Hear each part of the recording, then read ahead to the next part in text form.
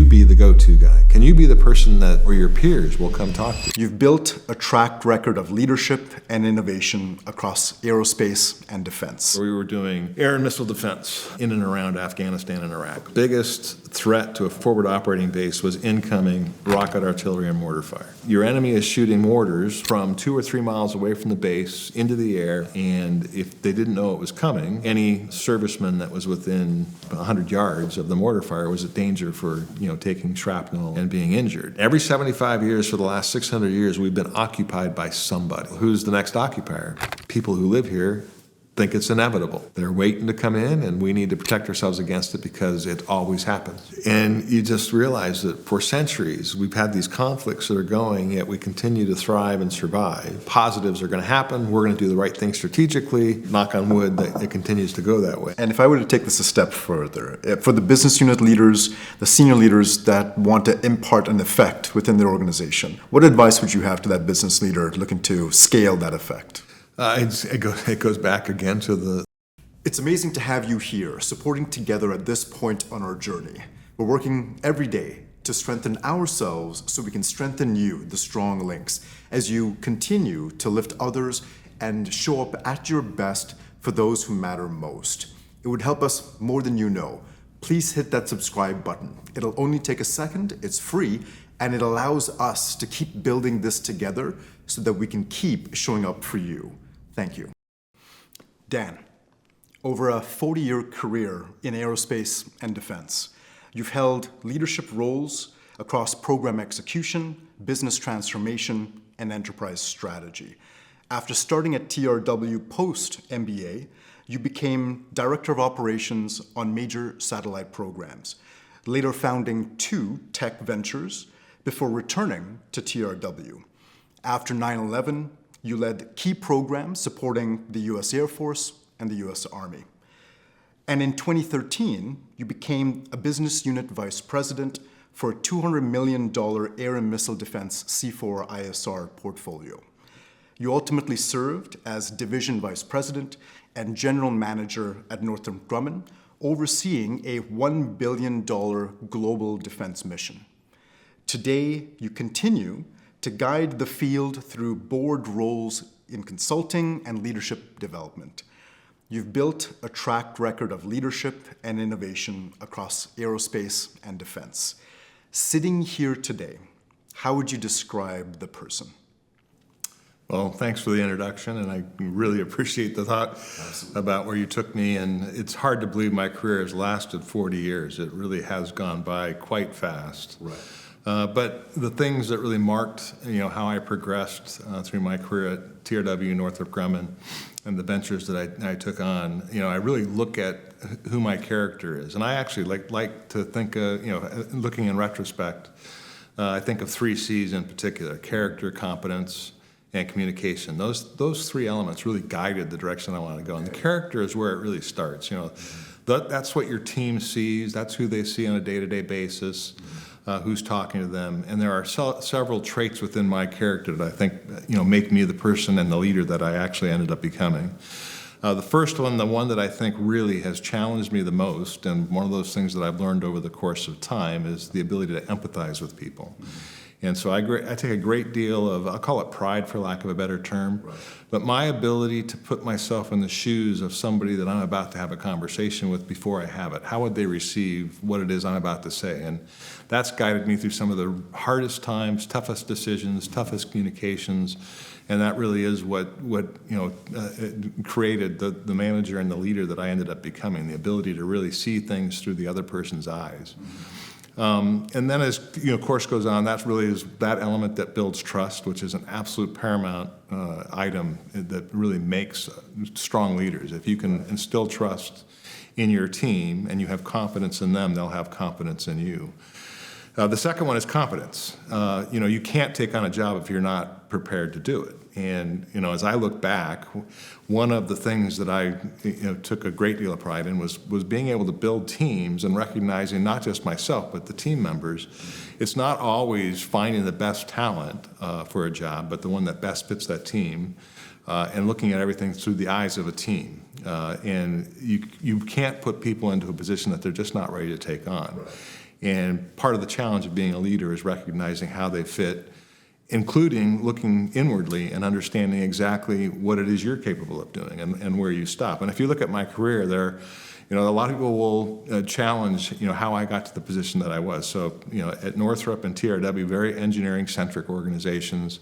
My background is not engineering, and I would claim that I may have been one of the first non-engineers to get into a vice president role at some of these companies. And a lot of that is really being able to surround yourself with a competent team and understanding where your limitations are.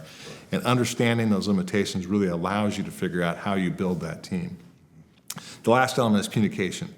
I'm a strong believer of having an open dialogue, open communication, not be afraid of being challenged, understanding when the right time is to change. But it all starts with being open about who you are, where you're trying to go, what it is you're trying to do, what's the vision you're trying to accomplish, instilling confidence in your team. And that all goes back to creating that open dialogue, making sure you can have a two-way dialogue. It's not me just telling you what to do or instructing where to go, but actually creating a team concept through communication so that you can move down the path of a vision, where you're trying to go ultimately, what your campaign's about, what your passion's about, those sorts of things. So those three things are really what has built me in terms of what kind of leader I became. Really paints the picture really well. I really like the 3 C's you're mentioning: character, grounding yourself in empathy, being one of the key levers for your success, competency, and looking at, even as you mentioned, being one of the first non-engineering background members to be in a vice president role speaks volumes to that. And certainly the communication attributes, being able to have positive, constructive dialogue founded on a vision. I'm going to really enjoy diving into those attributes, and a very strong welcome. It's an absolute pleasure to have you here, and I can't wait to hear your story, your lessons learned. It's going to be fun. I think we're going to have a great time. So, absolutely. So, looking at really where we'd like to start, I'd love to know, what was that moment? Did you always know, is it aerospace, it's missile defense, it's Northrop? That is a great tagline, first of all. But was that always your focus, or how did that start on you? No, when I came out of school, I have an interesting past that never went the direction that I actually thought it would go. And I was probably not unlike a lot of people who come out of high school going to college. They've got wild dreams, aspirations of where they're trying to go. And certainly I was brought up to try to be a leader in everything I did, whether it was in team sports or, working on the debate team or doing different things at school. But I always wanted to be in that leadership position. And not unlike any high school student or somebody who's graduating from college, I had a list of things I wanted to accomplish by a certain age. And there were a lot of career aspirations that were built into that list, and there were a lot of personal aspirations. On the personal side, I wanted to be married by age 21. For whatever reason, it was pretty young back then. I wanted to have a child by a certain age. I wanted to own my first house. I had salary goals, and I wanted to hit $100,000 in salary, which back in the 80s was a big number. Significant, absolutely. Doesn't matter, but I wanted to hit $100,000 by the time I was 30 years old, and I wanted to have $1 million in the bank by the time I was 40 years old. So you had all of these. Which is interesting. How old were you when you made this list? I was probably 20. 20? Yes. That is an amazing list to craft at 20. Actually, just out of curiosity, what prompted you to do that? What made you want to sit down and just... I'm a list guy. Oh, you're a list guy. And so, even when I studied in college, that's how I studied, was I made lists and I would go through them, and that's just how I did it. Okay. And I'm not sure how I got it. I will admit I have some obsessive compulsive Fair enough. Things that kind of lead me down that path. Used to drive my wife crazy, but and that drove me. But when I was 20 years old and I made that list, I had absolutely all the feeling in the world that I was going to follow every one of those steps, and that was going to be my guiding light to where I wanted to go. It couldn't be wherever it is you ended up. I knew where I was going. In fact, when I was going to college, I had intended to be a doctor, and I entered the University of Arizona pre-med curriculum. I had all my items down, exactly what I was going to do. My wife started dating me when I was a junior in college, and she was marrying a doctor, and I hear about it a lot that I was supposed to marry a doctor, and it didn't work out that way. I worked in the medical field as part of the curriculum and worked at a lot of hospitals, worked for a local private ambulance company. Okay. And by the time I got to my senior year, the last semester of my senior year, I started to get a little jaded on, did I really want to spend another 8 years in school? Did I really want to go through all those steps to get there? So my first change was made to that list somewhere in the second semester of my senior year. Okay. And so I decided I didn't want to go to medical school. Didn't know what I was going to do. And you know, fortunately, I had a lot of science classes behind me. My dad and I had a long conversation about it, and you know, he suggested just go enroll at one of the universities and get your master's in business administration. Okay. So I enrolled at USC, followed that path, and fortunately, right before I went to USC, a friend of mine had got me to go apply for a position as a project cost analyst at TRW. And you know, it's someone who's basically counting the beans on projects. And now USC wouldn't let me go to school. And so this was the first opportunity I had to kind of negotiate as a 20-year-old, and now I was 21 years old, recently married, and I had to go have a conversation with the dean of business at USC, why you should let me continue to go to school while I'm going to work. And USC had a full-time program for students who were going from undergrad to grad. They also had a part-time program for executives who were going into take an executive role. And he says, you're kind of in an awkward place in the middle, and we've got to deny your application for the MBA. Come back and see us after you've had a few years of work experience. And I was not prepared for that answer. Right. Didn't fit the plan. Right. And so I negotiated with the dean. We talked for a couple more weeks, and he agreed to give me 1 year. He says, I'll let your acceptance into the USC School of Business. Okay. We'll delay it for 1 year, but I'll keep the application. And I will let you, as long as all the other pieces come into play, I will let you enter the School of Business after your first year of work at TRW. So it proved to me that open communication, you get into the discussion about your ability to negotiate. Can you have a compelling argument? And I was actually proud of myself at the time at 21 years old. Absolutely. Still had this mapped out schedule of things I wanted to do, but now in retrospect I look at it and I go, and the advice I give to young executives, potential leaders in any corporation is, you can map out whatever you want. Mm-hmm. What you need to be prepared for is that map is going to change directions many different times. Right. And throughout my career, that absolutely happened, is you have to be prepared for change. Mm-hmm. And the real grading of your backward-looking career is going to be not the change itself, but how you adapted to it. Right. And your ability to adapt to change and create opportunity out of whatever comes is going to be the real measure for your success long term. And I think that's been a real guiding principle for me looking back. Whether I thought about it when I was 21 or 22 years old, I don't know. But as I go through the first 10 to 20 years of my career, there were plenty of opportunities to change. And in that, there were lots of successes. I remember every failure as though it happened yesterday. Right. And the other piece of advice is you can't be afraid of fail. Take chances, take challenges. Build yourself a very strong support team, because you're going to need them. Whether it's a mentor or it's somebody you can confide in, or somebody you can at least have an objective conversation, or subjective conversation for that matter. Right. But you have to be prepared for that. And the point I'll make there is, the failures should not be and cannot be what define you. Your reaction to the failures and how you build around them and build from them is what everybody's going to be looking at. And that's going to come right back to that character value. So how you resiliently pushed through those challenges and adapted, like you said. And so medical focus first, then ending up in a finance role. And how did that shift to leadership, aerospace, defense? How did that transition take place for you? I get asked that question a lot by young executives, because there's been a lot of folks who have seen my path, and they certainly question it and see where I went. And part of the discussion is, how are you able to navigate that? How are you able to find that opportunity? Because if you're a finance person in an engineering organization, when I was working for TRW, you should never even think about taking a leadership role. Right. And I was absolutely focused on how I could get into a leadership role in a company like TRW. Now, fortunately, I had folks that had taken a shine to me, and were more than willing to mentor me, offer me opinions. And at TRW, that's how I got into the operations role. So I moved from a finance role. I demonstrated a competence towards at least understanding the principles of engineering without being an engineer. Okay.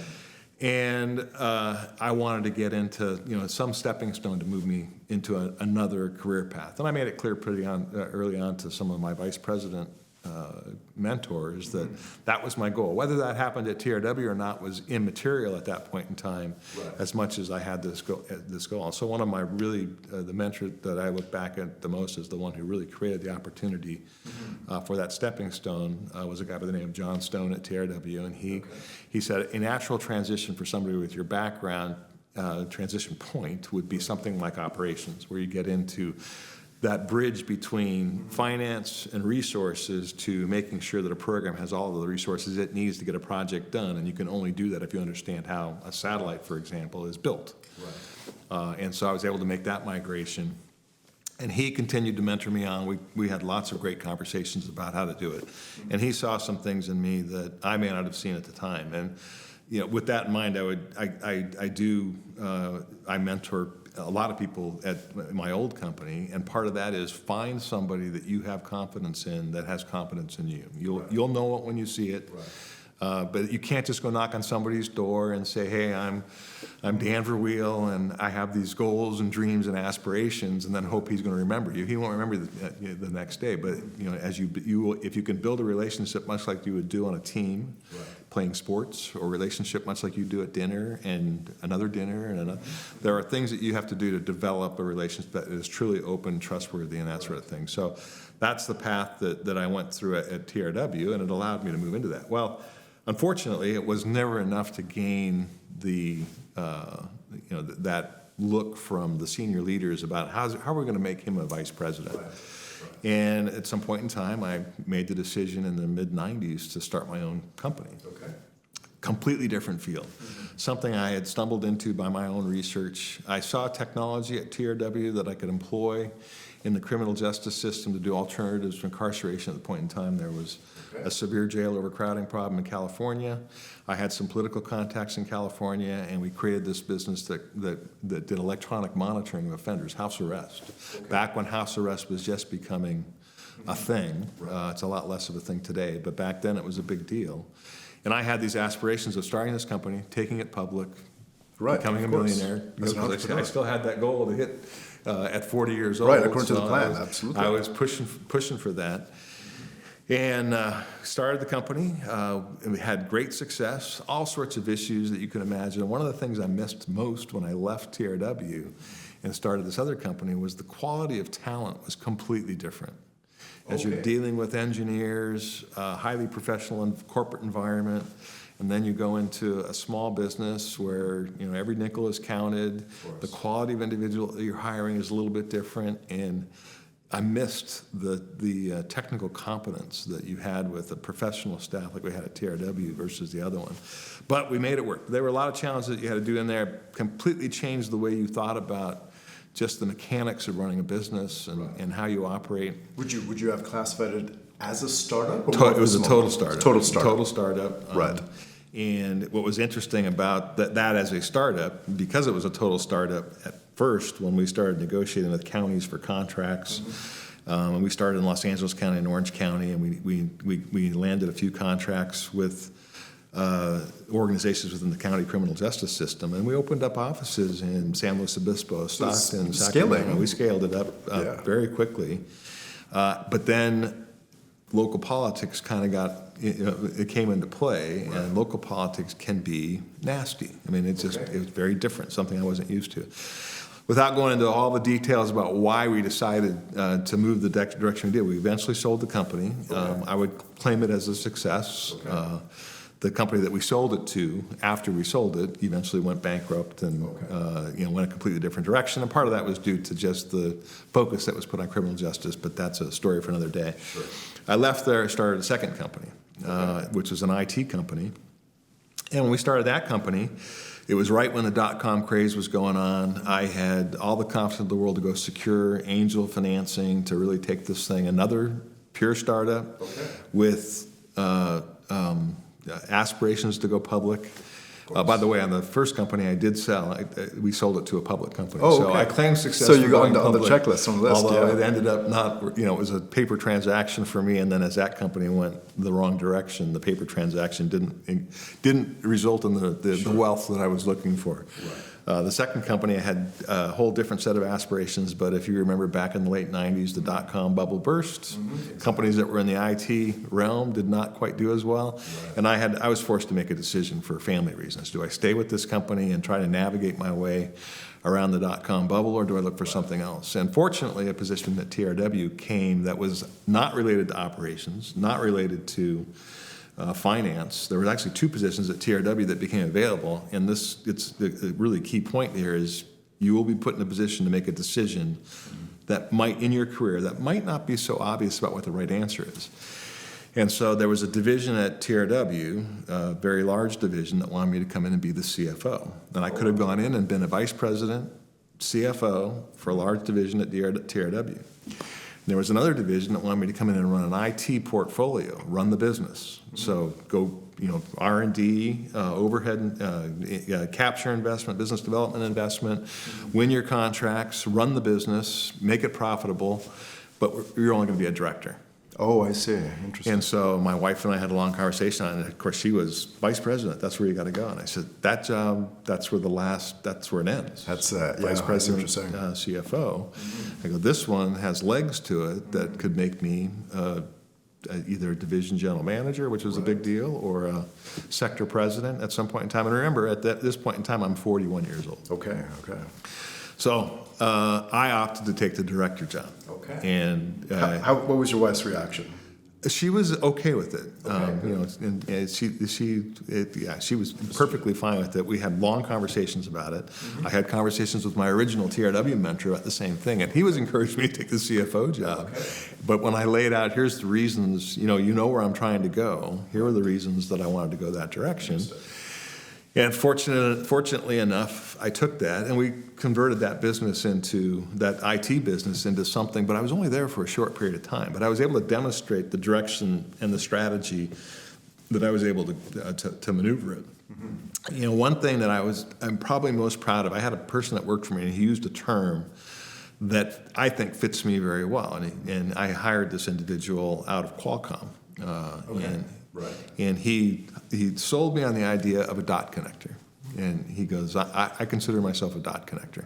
Okay. And a dot connector is somebody who connects dots. Mm-hmm. And the real value out of a dot connector is you connect dots that somebody else would never consider being able to connect them. You see the connect the dots thing where you're supposed to make an elephant. Well, what if I can connect the dots and make a spacecraft? Right. And those same dots. And so that's part of that ability to have vision, develop a strategy, and then put together a plan that goes around it, because you're able to connect dots that other people might not see. And if I could get the value out of hiring other people that could do the same thing, we could go places. So in a short period of time. What was short? About a year or so, you said? No, it wasn't even a year. I started in that Okay. position in February of 2001. Right. And we had good success in the 8 months, and then 9/11 happened. And so when 9/11 happened, the focus of TRW changed completely. And they moved me from running their commercial and civil IT business and asked me if I would take on a defense portfolio. Oh, okay. Working specifically with the U.S. Army and the U.S. Air Force. Was that the first foray into the C4ISR? This would be my first foray into C4ISR, yes. Okay. And so back then, if you recall, the Khobar Tower bombings in Lebanon had just occurred. We lost quite a few servicemen at that bombing. So the terrorist attacks were already starting to happen. Now 9/11 happens, and we're evaluating as a country where we're going to try to go. Right. So roughly around that period of time, they asked me to take on it was basically a startup program, convince the Air Force and the Army that we have capacity and capability to help address some of the key issues they've got. And when you look in that particular region of the world, we had several locations where we had servicemen operating, and what they really needed was perimeter protection.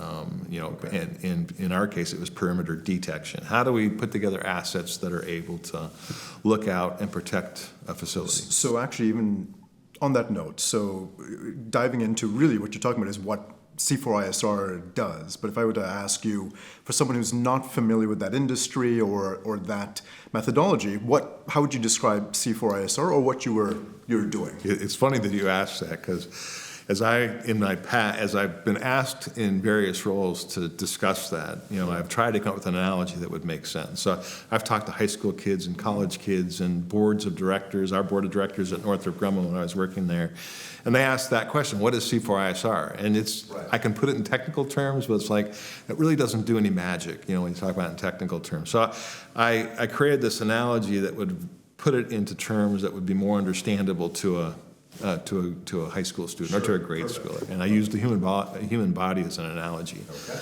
So I'll reflect for a second on my last roles where we were doing air and missile defense for forward operating bases in and around Afghanistan and Iraq.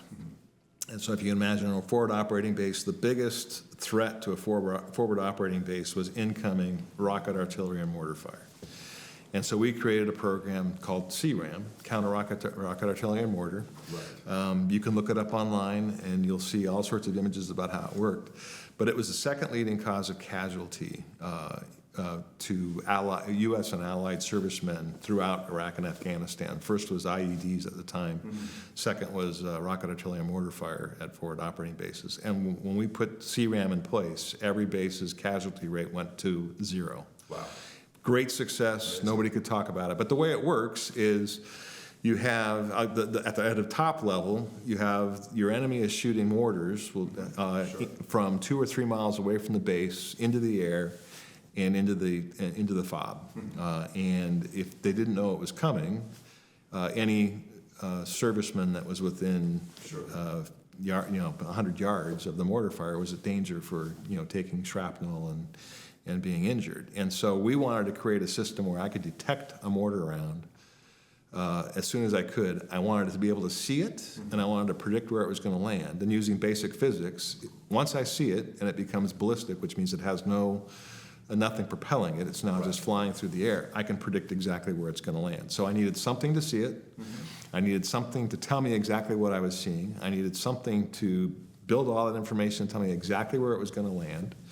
And then I needed to deal with it somehow before it landed, or at least help to make sure that I had an effect in place that would protect servicemen that were on forward operating bases. And that effect didn't just cease at awareness and warning, but interception as well. Could be interception. It might be, if I knew exactly where it was going to land, maybe I could provide a warning. Sure. Right. And so before I get to the human body analogy, I'll describe CRAM because I think it's one of the great success stories within the military. They're still using the program today. But using radar that were already deployed in the field, as soon as a mortar would leave a tube, within 2 seconds, I could see it with one of those radar. Okay. I would be tracking it through the air, and within 2 more seconds, I could predict exactly where that mortar was going to land. So if I took a forward operating base that's, say, 5 kilometers by 5 kilometers square, and I broke that base up into little tiddlywinks, imagine circles that are all stacked throughout the forward operating base, right. And I put a speaker mast or a mast in the middle of each one of those circles. Those circles are 100 yards in diameter. And at the top of that mast, I put a transceiver and a speaker that was audibly designed to only reach out to the edge of that circle. Okay. So if you heard something come from that, you knew you were within 50 yards of that speaker. Right. If I knew exactly where that mortar was going to land, I could send a signal to that speaker tower to say incoming, incoming. And since mortar flight is 20 seconds, if I knew exactly where it was going to land 4 seconds after it left, I could give you at least 11 seconds worth of time to do something. Right. If you could get in a bunker, get behind a sandbag, but if you couldn't do anything, at least lay on the ground, because when a mortar blast hits the ground, it sprays this way, and the likelihood of you being injured if you're laying down is pretty low unless the mortar hits you directly, which isn't likely. In the case of a barracks or a hospital or a PX that was on the base, those couldn't take cover, and people inside might not be able to take cover. So what we did was we took the old phalanx weapons off the U.S. naval ships that were mothballed, and we retrofitted them for a land-based application, and I would put those right in front of PX or hospital. Right. And if the mortar was going to the hospital, I had bullets that were put in the phalanx weapon, 50 caliber bullets. And when I knew where that mortar was coming, I could just put a lead curtain up of bullets, and the mortar would fly through it and it would blow up. Right. The bullets were all retrofitted so that 2 seconds after they left the tube, they would blow up, so that nobody was in danger of being hit downfield. And these are all the things you had to think about as you put together the program. And consequently, when you read about CRAM, the sexy part of the program is the phalanx gun, because it's powerful famous. when you hear it. Absolutely. It's famous. And especially, it's even more famous when you hear the thing go zzz, and it's laid out 900 rounds of ammunition, and 2 seconds later, it's a fireworks show as they all blow up. Absolutely. And then the mortar blows up as well. So in that environment, let's get back to our human analogy. If I could just ask, just before the human analogies, because that system, like I have peers of mine from the military times that have deployed and have seen this system firsthand. We've obviously seen the videos, the stream of tracer rounds before the rounds are intercepted. So you and your team are the ones that developed that capability, which is truly impressive. Like, I think it was a complete game changer, especially with forward operating bases. But that is a sustained impact and effect on U.S. and allied coalition forces. It's been immense. So that's amazing that came about. How quickly was that turned around in terms of? We probably, from the time we conceptualized the program, we took an existing program, which was referred to as Forward Area Air Defense, was the Short Range Air and Missile Defense C2 program. We used that as the core. We were leveraging assets like the Q-36 radar. If you're familiar with the radar systems out there, we developed a low-cost mortar round detecting radar. In the length of time that it took to deploy it, I think we conceptualized that strategic vision and that laydown in 2004, and I think we fielded our first program actually we probably did it in 2003. We fielded our first program at the end of 2004, so it was 18 months to get it out there. But we couldn't tell anybody because, as you understand with the adversary, they're always adapting. They couldn't figure out what was going on. And I'll talk a little bit later about that program because there's another interesting story to tell about who your users are. Right. And you're designing things because you think everybody is 35 and 40 years old, and you realize when you get out there that you're dealing with 19-year-olds, and 19-year-olds do some strange stuff. So. I can imagine. So anyway, back to the human body analogy on describing C4ISR. So I've just described to you one of our more successful programs, and now I'm trying to get a board excited about investing in, how do you move that bubble away from just short-range CRAM type or mortar, rocket artillery and mortar. I want to move it to theater-based defense because I proved the concept can work. Right. Now I want to protect a theater, and can I do it in a theater? And then could I do it globally? Could I protect against ICBMs? I mean, they're all the same type of thing. So, how do I get the board excited enough to make an investment because it wasn't going to be cheap? And so you had to create something that they could wrap their head around and understand. And as I described it to them, much as I just described it to you, I go, this is how I have to talk to high school kids when they ask me, well, how do you get into a career in aerospace and defense, especially C4ISR? I have no idea what that is. So I say, think about the human body. So the human body is composed of, let's use sensors first. So you have senses. You have your eyes, your ears, your nose. You have your fingers to touch, ears to hear, nose to smell, eyes to see, tongue to taste. Those are your senses. Everybody knows your 5 senses. In the military, your senses are an overhead persistent infrared radar that's always looking down.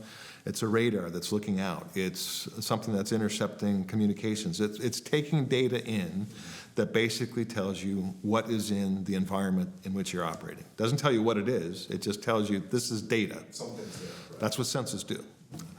That information has to be processed somehow. And so we'll get to that in a second. Then there's these things called effectors. Effectors are things that do whatever is going to, whatever you need to do in that environment. So for you, you have your hands to grab things, you have your legs to kick things, you have your arms to hit things, throw things, you have your mouth to eat. And so you have to decide what effector you're going to use. Well, in the military world, like I talked about the phalanx weapon, That's an effector. There is a mortar coming in, and it's going to shoot up something to knock that mortar out of the air. But your effectors are anything that's going to change that environmental stimulus that's coming at you. So I'm going to intercept an incoming missile. I'm going to shoot down an airplane. I'm going to shoot down a mortar round. I'm going to send information to an ambulance driver to go pick somebody up. Anything that affects whatever it is you see. So now the real trick is, how do I convert that information I'm picking up in my sensors into the right effect? So that is where, for you, it's your brain. Your brain processes that information and converts all of the things that it's picking up in the various sensors. Generally, the more sensors you get activated to a specific thing in the environment, the better or greater likelihood that you're going to know exactly what it is. So if you smell a hamburger and you see a hamburger, and you hear the sizzle of the hamburger on the grill, you can rest fairly confident by processing all that three pieces of information to say that's a hamburger. Right. And then your brain says, well, what do I want to do with that hamburger? Well, I'm going to send effector number one out, my hand, to grab it. Then I'm going to use my arm to move it, and then I'm going to use my mouth to eat it. And that's your effector. So C2 is the brain, that brain that's doing all the processing of that information and figuring out what to do with it. For C2. Right, C2 is command and control. Right. You have to move that information from the senses to the command and control system into the effector. Right. That's the third C, which is communications. For you, it's your nervous system. Your nervous system moves all of the information around and tells your platform, your body, what to do. For us in the military, we'll use radios, we'll use other communications mechanisms, hardwired or wirelessly, and move that information around. So in the case of CRAM that I just told you about, I'm getting information from a sensor wirelessly through a radio to my command and control network, processing that information and probably sending that information wirelessly to whatever the effect is that I want to put on that CRAM mission. The fourth C in C4 is computing. Okay. So you have to have something that's going to process that information. So in our human body case, it's still the brain. Your brain is doing the thinking. It's the computer. It's got all the software embedded in it. That's the C2. And it processes that information from one to the other. Okay. The ISR stands for intelligence, surveillance, and reconnaissance. Right. Those three elements are the types of information that you're pulling in from the sensors. Okay. So you want intel, you want something that's out there doing recon, or it's surveilling. And so that just references what the sensors are pulling in. So to me, that's the easiest thing to use to describe how C4ISR works. You move it to a military environment. I've got my radars out there as the sensors. I've got my computing and C2 infrastructure that's sitting in a central station, or it's in today's environment now, it's processing out at the edge. You can do all sorts of things with artificial intelligence and edge processing that you couldn't do 20 or 30 years ago. So even advancing C4ISR, from the CRAM, you're looking at the theater level, even intercepting ICBMs, were you able to convince the board and push into those avenues? Yeah, absolutely. And in today's environment, and actually when I was still working full-time around the Air and Missile Defense Division at Northrop, and I parlayed what I just described into a division. Okay. So you talked about a $1 billion global operation. The operation was built around air and missile defense. Okay. And we started it at about $500 million when I took it over. By the time I finished, it was close to $2 billion. Oh, wow. And we were doing large-scale programs around the globe. At least they were set up to do large-scale, which has converted to programs since I've left Northrop Grumman. But when I left, our first international program was in Poland. Okay. And it was these international programs take a long time. You talk about the types of things you have to be prepared for when you're going into this environment. Nothing happens fast. And you have to be patient with how it's going to go, and you have to continue to nurture the opportunity, recognizing the threat. I learned a ton about world history and the conflicts that happened over 600-700 years, and understanding where the priorities of particular governments were. So I was working with Australia and Poland and Italy and Germany and the UK, Japan, South Korea, and so you can imagine the threats that are all in those various parts of the world. They've become even more prevalent in today's environment. And then, of course, I'm basing everything off the military technology that we develop for the U.S. Department of Defense. And even on that world stage theater level, this is more like a general question, but we see this especially in the news these days with conflicts on the horizon. So we've seen quite a bit of testing. There might be a space intercept or a very public testing of a new capability.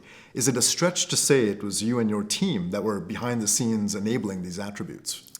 It was definitely me and my team were part of a much bigger team. So on the ICBM front, the Missile Defense Agency is the one who coordinates all of the ICBM defense, or the global missile defense. For those that don't know, ICBM. Intercontinental ballistic missiles. So over the course of the last 25 years, actually going back into the 60s, 70s, and 80s, Cold War, ICBMs have that nuclear threat. ICBM is another word for the nuclear bomb being launched from another country, going intercontinental, going from one continent to another, and posing a threat for your organization or for your country.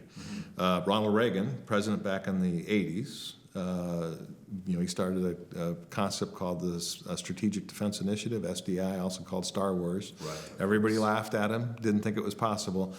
That program has succeeded, although it's going to be changed. Like today, our current president announced the Golden Dome that he wants to put together. And he was asked a question at his press conference, don't we already have a program that handles the Golden Dome? And his answer was, no, and I wish he would have gone a little bit farther to describe it. The threat has changed. Of course. An ICBM is a ballistic object. They shoot it up in space.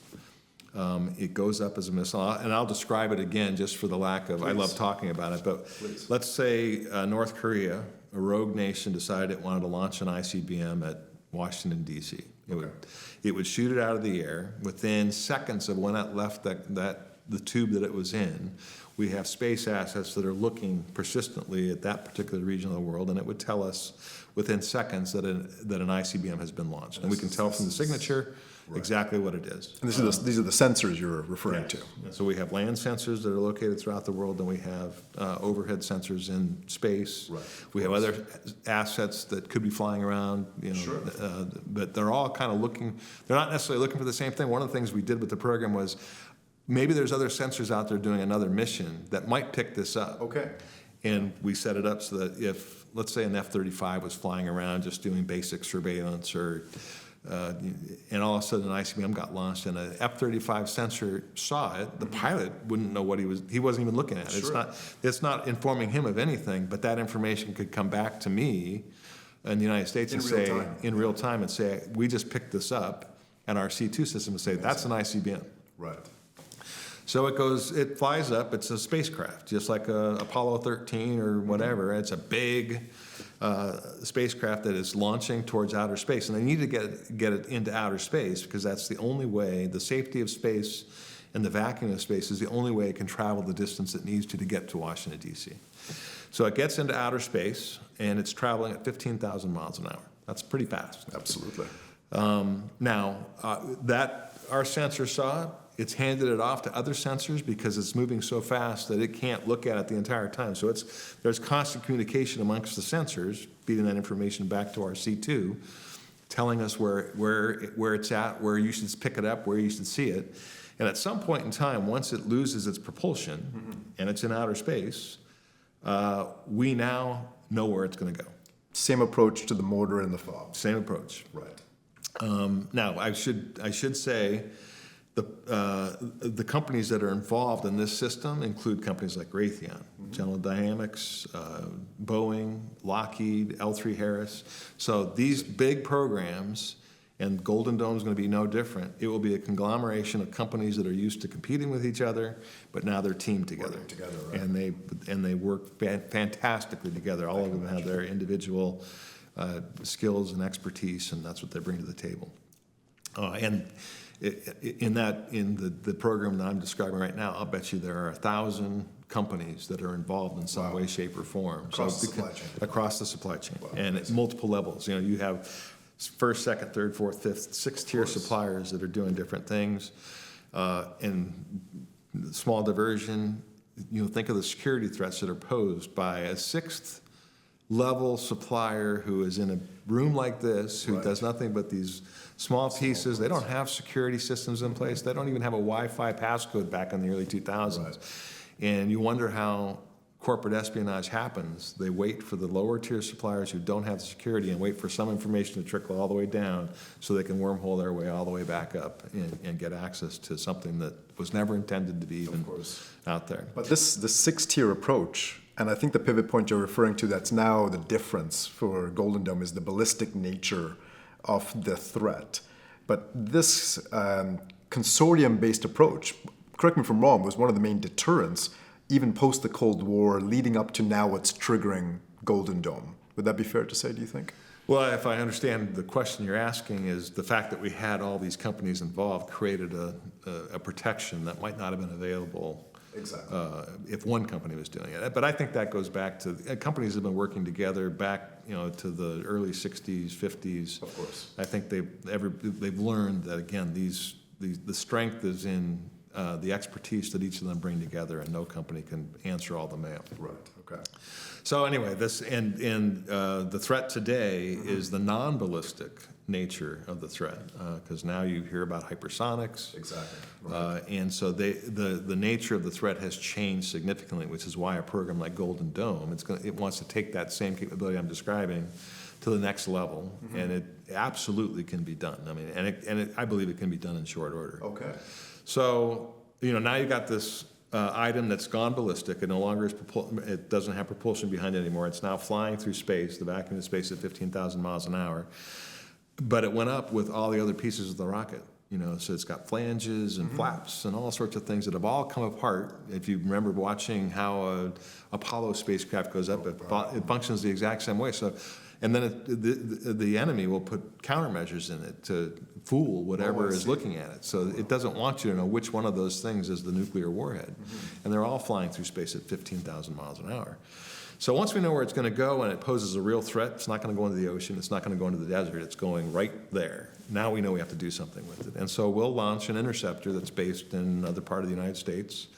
It will go up in the exact opposite direction, and it will get into space after it's shed all of its pieces with an interceptor that is flying at 15,000 miles an hour the other direction. So you got 30,000 miles an hour closing speed. Now think about that. A bullet only goes 2,000 miles an hour. Wow. These things are going 15,000 miles an hour. And our interceptor, because it's hardened to re-enter space. If you think of a spacecraft coming in, it's got to go through the violent atmosphere, avoid being burnt up, and still be dangerous when it comes down. So we know through all of the applications that the company teammates that we put together, we know that we have to hit it directly in order to kill it. And so our interceptor has to go, and it's now able to look out, and it sees all of this space junk flying at it. And I would show a radar shot to my board and say, this is what it's looking at. It has to pick one of those dots. 100 dots. That one's the interceptor. So this is where the expertise of other companies come in. There are companies that know how to do that. And they built the algorithms on board, another smaller element of C2 to be able to assess all of the characteristics of each one of those dots and say, there it is. And it's got to do it in seconds. Seconds, yeah. Flying at a closing speed of 30,000 miles a second, or miles a minute, or miles an hour. And so the idea of doing the tests you were talking about, and our tests, we would launch a target that we made up that looked like an ICBM, didn't have a warhead on it. We would launch it out of Kwajalein Island, which is down in the South Pacific. Okay. We would deploy all the assets, and then we would launch it into space, and we would shoot at our test rocket. Our test interceptors are in Vandenberg, California. We would shoot it from Vandenberg, and we would intercept it, and we could watch all this in a command center. And we would make it public to everybody who is watching, including our enemies, because we want our enemies to see we can shoot it out of the air. Don't waste your time shooting at us, because if it does, we're going to hit it, and then we're going to take action. Of course. What do you want the action to be? And they will have done no damage to us, but we will take action. Now, on a ground, a flight test, as they call it, most of the tests are done in a lab or done digitally to prove that you can do it. But every so often, you have to demonstrate it in real time just to prove that it all works out. And you can imagine when you do a test like that, what it takes to do it, because you can't just shoot these things up, and you got to tell the airlines you're not allowed to fly in here for the next 20 or for the next 6 hours. You got to clear all the shipping lanes. You got to clear all that stuff out. It's a worldwide logistics nightmare to prepare to do one of these tests. And as a result, you have to tell everybody this is what's going to happen. And you do it for all sorts of reasons. And you can imagine as you do it, well, everybody wants their piece. You know, if you're going to shut the airlines down for that flying lane for some period of time, I assume you're going to compensate us for it. Well, of course. And these flight tests are not inexpensive. And so you can't afford to do very many of them. Right. But anyway, that's where the name of the program is. It was the Ground-Based Mid-Course Defense System, very complicated name. And there were elements of the program where Boeing was a prime, and we were a teammate. Lockheed was a teammate. Raytheon was a teammate. There were elements of the program where we were the prime. Okay. Same teammates. And there were other elements where Raytheon was a prime. There were elements where L3 Harris was a prime. So, Do you envision that this is the infrastructure that's going to now support the Golden Dome initiative? I believe those main companies will all still be involved. I think one of the things that's been interesting to watch in the defense arena is the maturation of a lot of companies that didn't even exist. Of course, absolutely. Yeah. And so there's just so much capability that, North America in general, but the Five Eyes countries, the predominance being Australia, UK, us, and Canada, there's so much talent and so much technology they bring to bear that it's likely you're going to see a lot more companies involved. And we've learned a lot over the course of the last 30 years.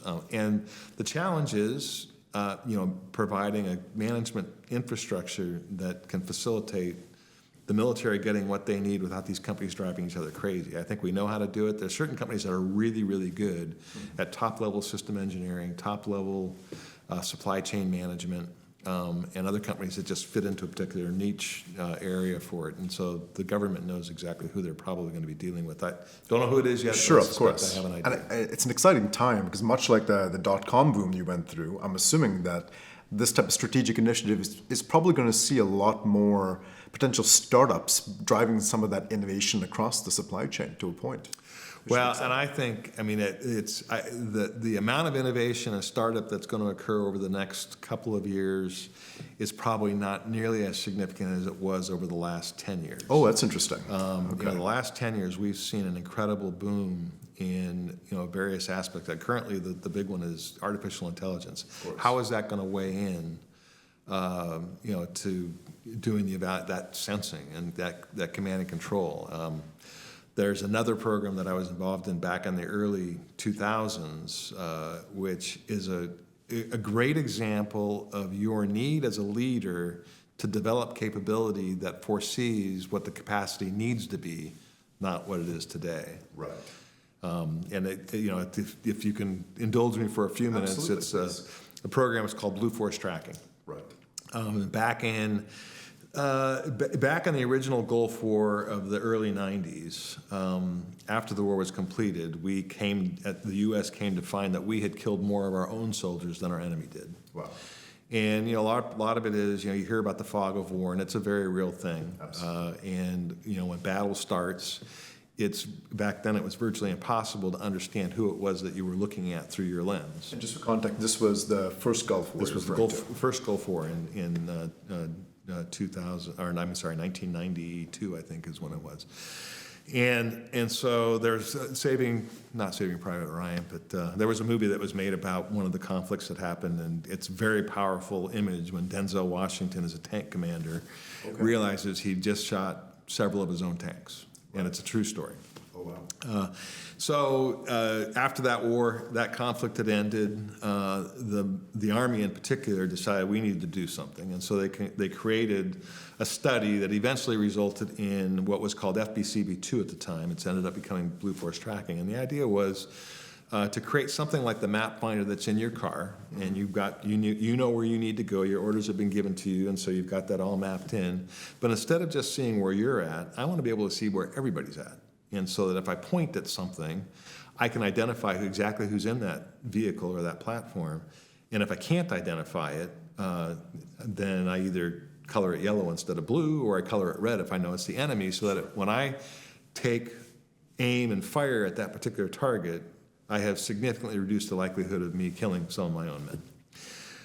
Program was initially deployed in Bosnia Herzegovina back in the conflict that was in the NATO conflict that happened in the late 1990s. And as we got to the second war in Iraq and Afghanistan, the Army came to us and said, we want to deploy this system. Blue Force Tracker. It's still called FBCB2 at the time, but it's Blue Force Tracker. But the Blue Force Tracker that we designed in the 90s was all based on direct line of sight communication. So you had to have nothing in between you and the other platform in order to communicate. And then I could establish an encrypted dialogue with you and everything was safe. But now they wanted to broaden that mission. And so they wanted beyond line of sight. I want to be able to move that information, my ability to communicate with you, to give you orders, ensure you prosecute the order, and make sure that you are who you say you are and all that sort of thing. But now I want to broaden it so that I can see it back at a command post or back at a rear base. Right, or like an over-the-horizon type capability. Exactly. Absolutely. And so they said you got 90 days to develop it. Wow, 90 days. 90 days. Wow. So we knew when this was before the war started in Iraq. Okay. So we knew based on that, and of course we had to go put all of our strongest engineers in a classified room to work on it. Nobody could know. You couldn't leak that out. But we knew that there was going to be a conflict that was going to happen somewhere in Iraq in 90 days. We didn't know exactly where it was. We got it fielded. We had to pull in a satellite system. There was no military satellite system available to us because all of them were fully tapped out on what they were doing. So we had to bring in another satellite system whose name I'll have to leave undisclosed and figure out how to move classified information through a commercial satellite system without anybody picking it up. And so that was a huge challenge. And then how do you do it for, they wanted to be able to have several hundred platforms moving. And so it turns out it was fielded for the column that went into Fallujah the day the war started. Okay. And highly successful. And so successful, in fact, that the Army came to us and said, we now want to broaden that for all 180,000 platforms that are in the U.S. Army. And you were able to get this feedback directly from the members going into Fallujah in real time, I'm assuming. We were able to get everything done in real time. There was a small lag because you're going. Of course. But as it turns out, the lag was not tolerable. When we go to 180,000 platforms, you have to get rid of the latency. Wow. Because it was several second latency, and they wanted it to be real time. And you need to be able to communicate with potentially 180,000. So just out of curiosity, 90 days to launch this initiative. The operation into Fallujah takes place. What are we talking? Are we talking like another 30 days before these new requirements are coming out? No, the new requirements didn't come up probably for another 8 months. Okay. And so now the system's operating in Fallujah. We're getting a lot of demands to kind of tweak it, do this, do that. Change the screens, user experience data was coming back, it's too hard to push the buttons while we're traveling at 30 miles an hour or whatever. So you get all that stuff back. So now you're focusing on user experience, user interface, as opposed to government requirements. Then they show up and say, here's what you need to do. We're going to have you do it. Well, now we have concocted this system and we have not followed traditional system engineering principles. And we were in the awkward position of having to backward engineer or reverse engineer a product that we had developed. And we thought we could do it. So you keep going down this rabbit hole and you're realizing it would have been easier just to blow it up and start over. But now we're 5 or 6 months or 8 months into the rabbit hole, and you can't blow it up now because there's been lots of money spent. And so we're going through that problem. Well, as that's happening, the user's using it and realizing there's so much more data that we could get. We need video. We need the ability to send pictures. So now all of a sudden your bandwidth requirements are going up. I remember having a conversation with our military customer saying, because they're talking about, it's just all software. I said, this has nothing to do with the software. This is about the network now. Okay. And remember when everyone thinks of a network like your cell phone network or Wi-Fi, and when you're sitting in a city like we're sitting in today, that resource is abundantly available. Well, the first thing you take out when you go into a military conflict is every communication tower, every phone tower, every Wi-Fi tower, they're blown up on day one. Mm-hmm. And so we invented the term tactical internet. We have to bring in our own internet. But back in the early 2000s, there wasn't much that you had. You weren't giving cell phones out to your military because they could be seen, or they had certain signatures on it. So all sorts of challenges that came in. And in retrospect, you look at it and it says, we needed to be smarter when we developed that program so that we understood where it could go, not just where it needed to be today, but where it could go. And so now that's part of the fundamental evaluation process when you do new initiatives, is you have to have that vision and a little bit of strategic thinking to understand what's the possibility and how are you going to answer the mail when the request for that possibility shows up, because it's going to come, especially for these programs that you're building that are intended to last 10, 20, 40 years. And so that was the challenge back when we did FBCB2. It's actually taken on several different names. It's now called Blue Force Tracking, and it is table stakes now for any military operation. And that's across the U.S. and its allies, I believe, as well, are all users. When we got through the latter stages, or probably the mid stages of the war in Afghanistan, the war in Iraq, everybody wanted it, and so there were various versions of it that were put into the hands of a variety of our allies. The government now owns the full operation of the program. So TRW, who started it, Northrop Grumman, who had it, eventually all flipped over to the government, and so actually Northrop has nothing to do with the program anymore, which is kind of a sad progress where I think all programs end up going, is the government will eventually take most of them over. So, I mean, it's absolutely fascinating. And if I just to shape it along your story, how much time went from CRAM and mortars at the FOB to ICBM interception? How long? What was that time? CRAM was 2006, and then there was a short period of time where I was the CRAM program manager, and then I moved to take over the air and missile defense portfolio in 2013. Okay. And then in 2013, we started moving really fast on developing the strategy where we wanted to take our air and missile defense business, so much so that they eventually made it a division. And then we migrated it from a division into that global operation that you referred to earlier on. That's a lot of movement. Yeah, it really within was. A decade. That's a lot. But this is a case where you surround yourself with a team. Here, the thing that I did is that, okay, here's the vision that I can offer. You guys help me tweak it. Sure. And so I laid it out. We wanted to be the global provider of everything related to air and missile defense, particularly in the C4 arena. All of the sensors, Northrop doesn't make any sensors, or at the time they didn't. Effectors, Northrop didn't make any effectors. And I said, so our job is to be the mass integrator for all of these capabilities coming in, at least in the case of theater-based and short-range based defense. And so we had the vision that we laid out. I surrounded myself with a pretty strong team, both technical and operational and financial. They all came together, and we structured exactly how we were going to get this vision and be prepared to tweak it, change it, promote it, get interest in it. And there was no doubt we were highly successful in doing that. And part of the challenge to it, and the success to it, was how do you leverage existing assets to do things that they were never designed to do before. That dot connecting, connect dots that should never be, were never going to be connected. And so we were leveraging assets that were out there for a completely different purpose to now be either multi-purpose or at least change their purpose. Right. I'm definitely going to come back to that team more than likely. I can see an overlap with a few questions.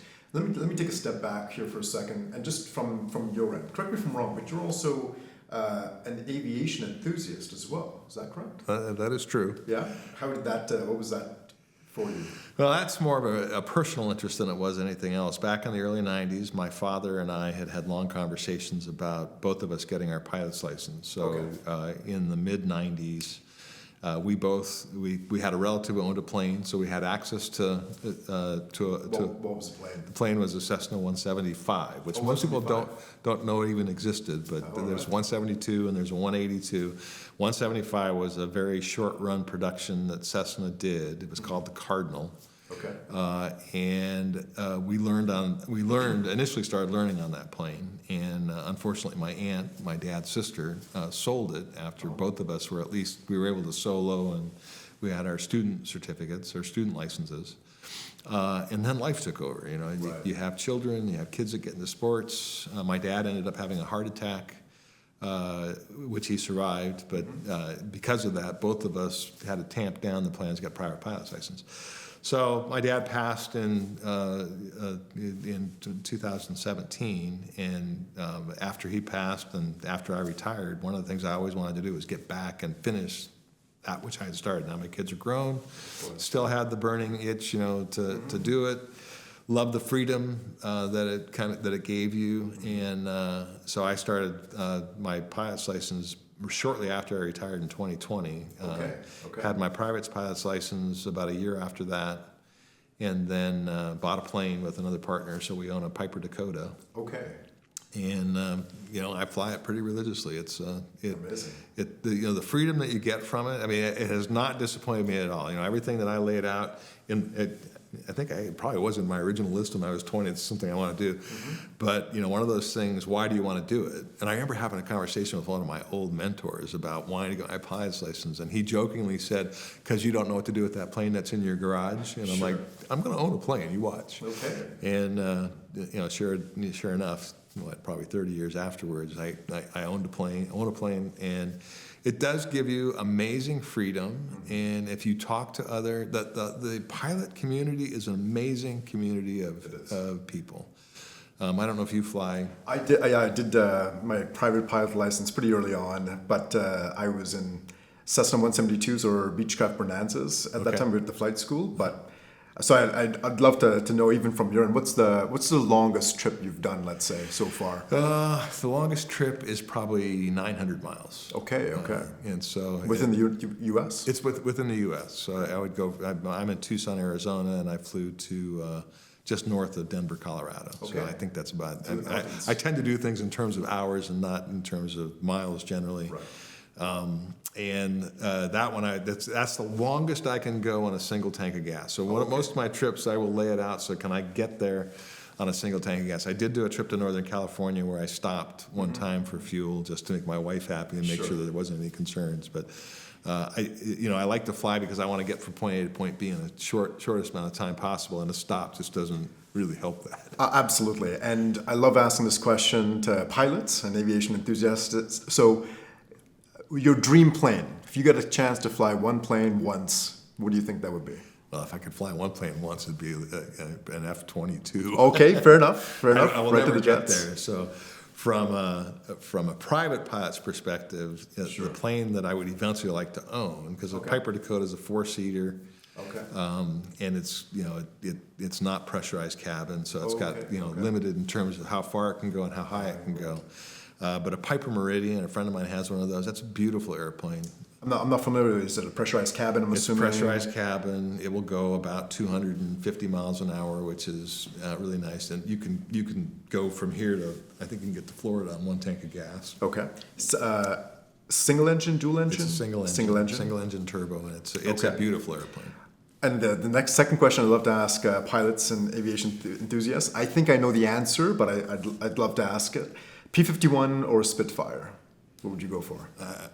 What captures your heart? Spitfire, just... Wow, interesting. Yeah, I love just in the movies I've watched and the tapes I've watched, it's a beautiful plane. It sounds, it just sounds unique, and it's just a lot of power. And the time that it became available was it was a interesting time for aviation. And absolutely. I mean, P-51, a game changer, amazing, but there's something artistic and beautiful about that Spitfire. So that's interesting. That resonates. If I was in the military and the P-51 count, I'd probably jump in the P-51. I can appreciate that. But if I'm going to watch a plane fly around now today at an air show, I want to see a Spitfire. Yeah. Okay. Fantastic. Love that answer.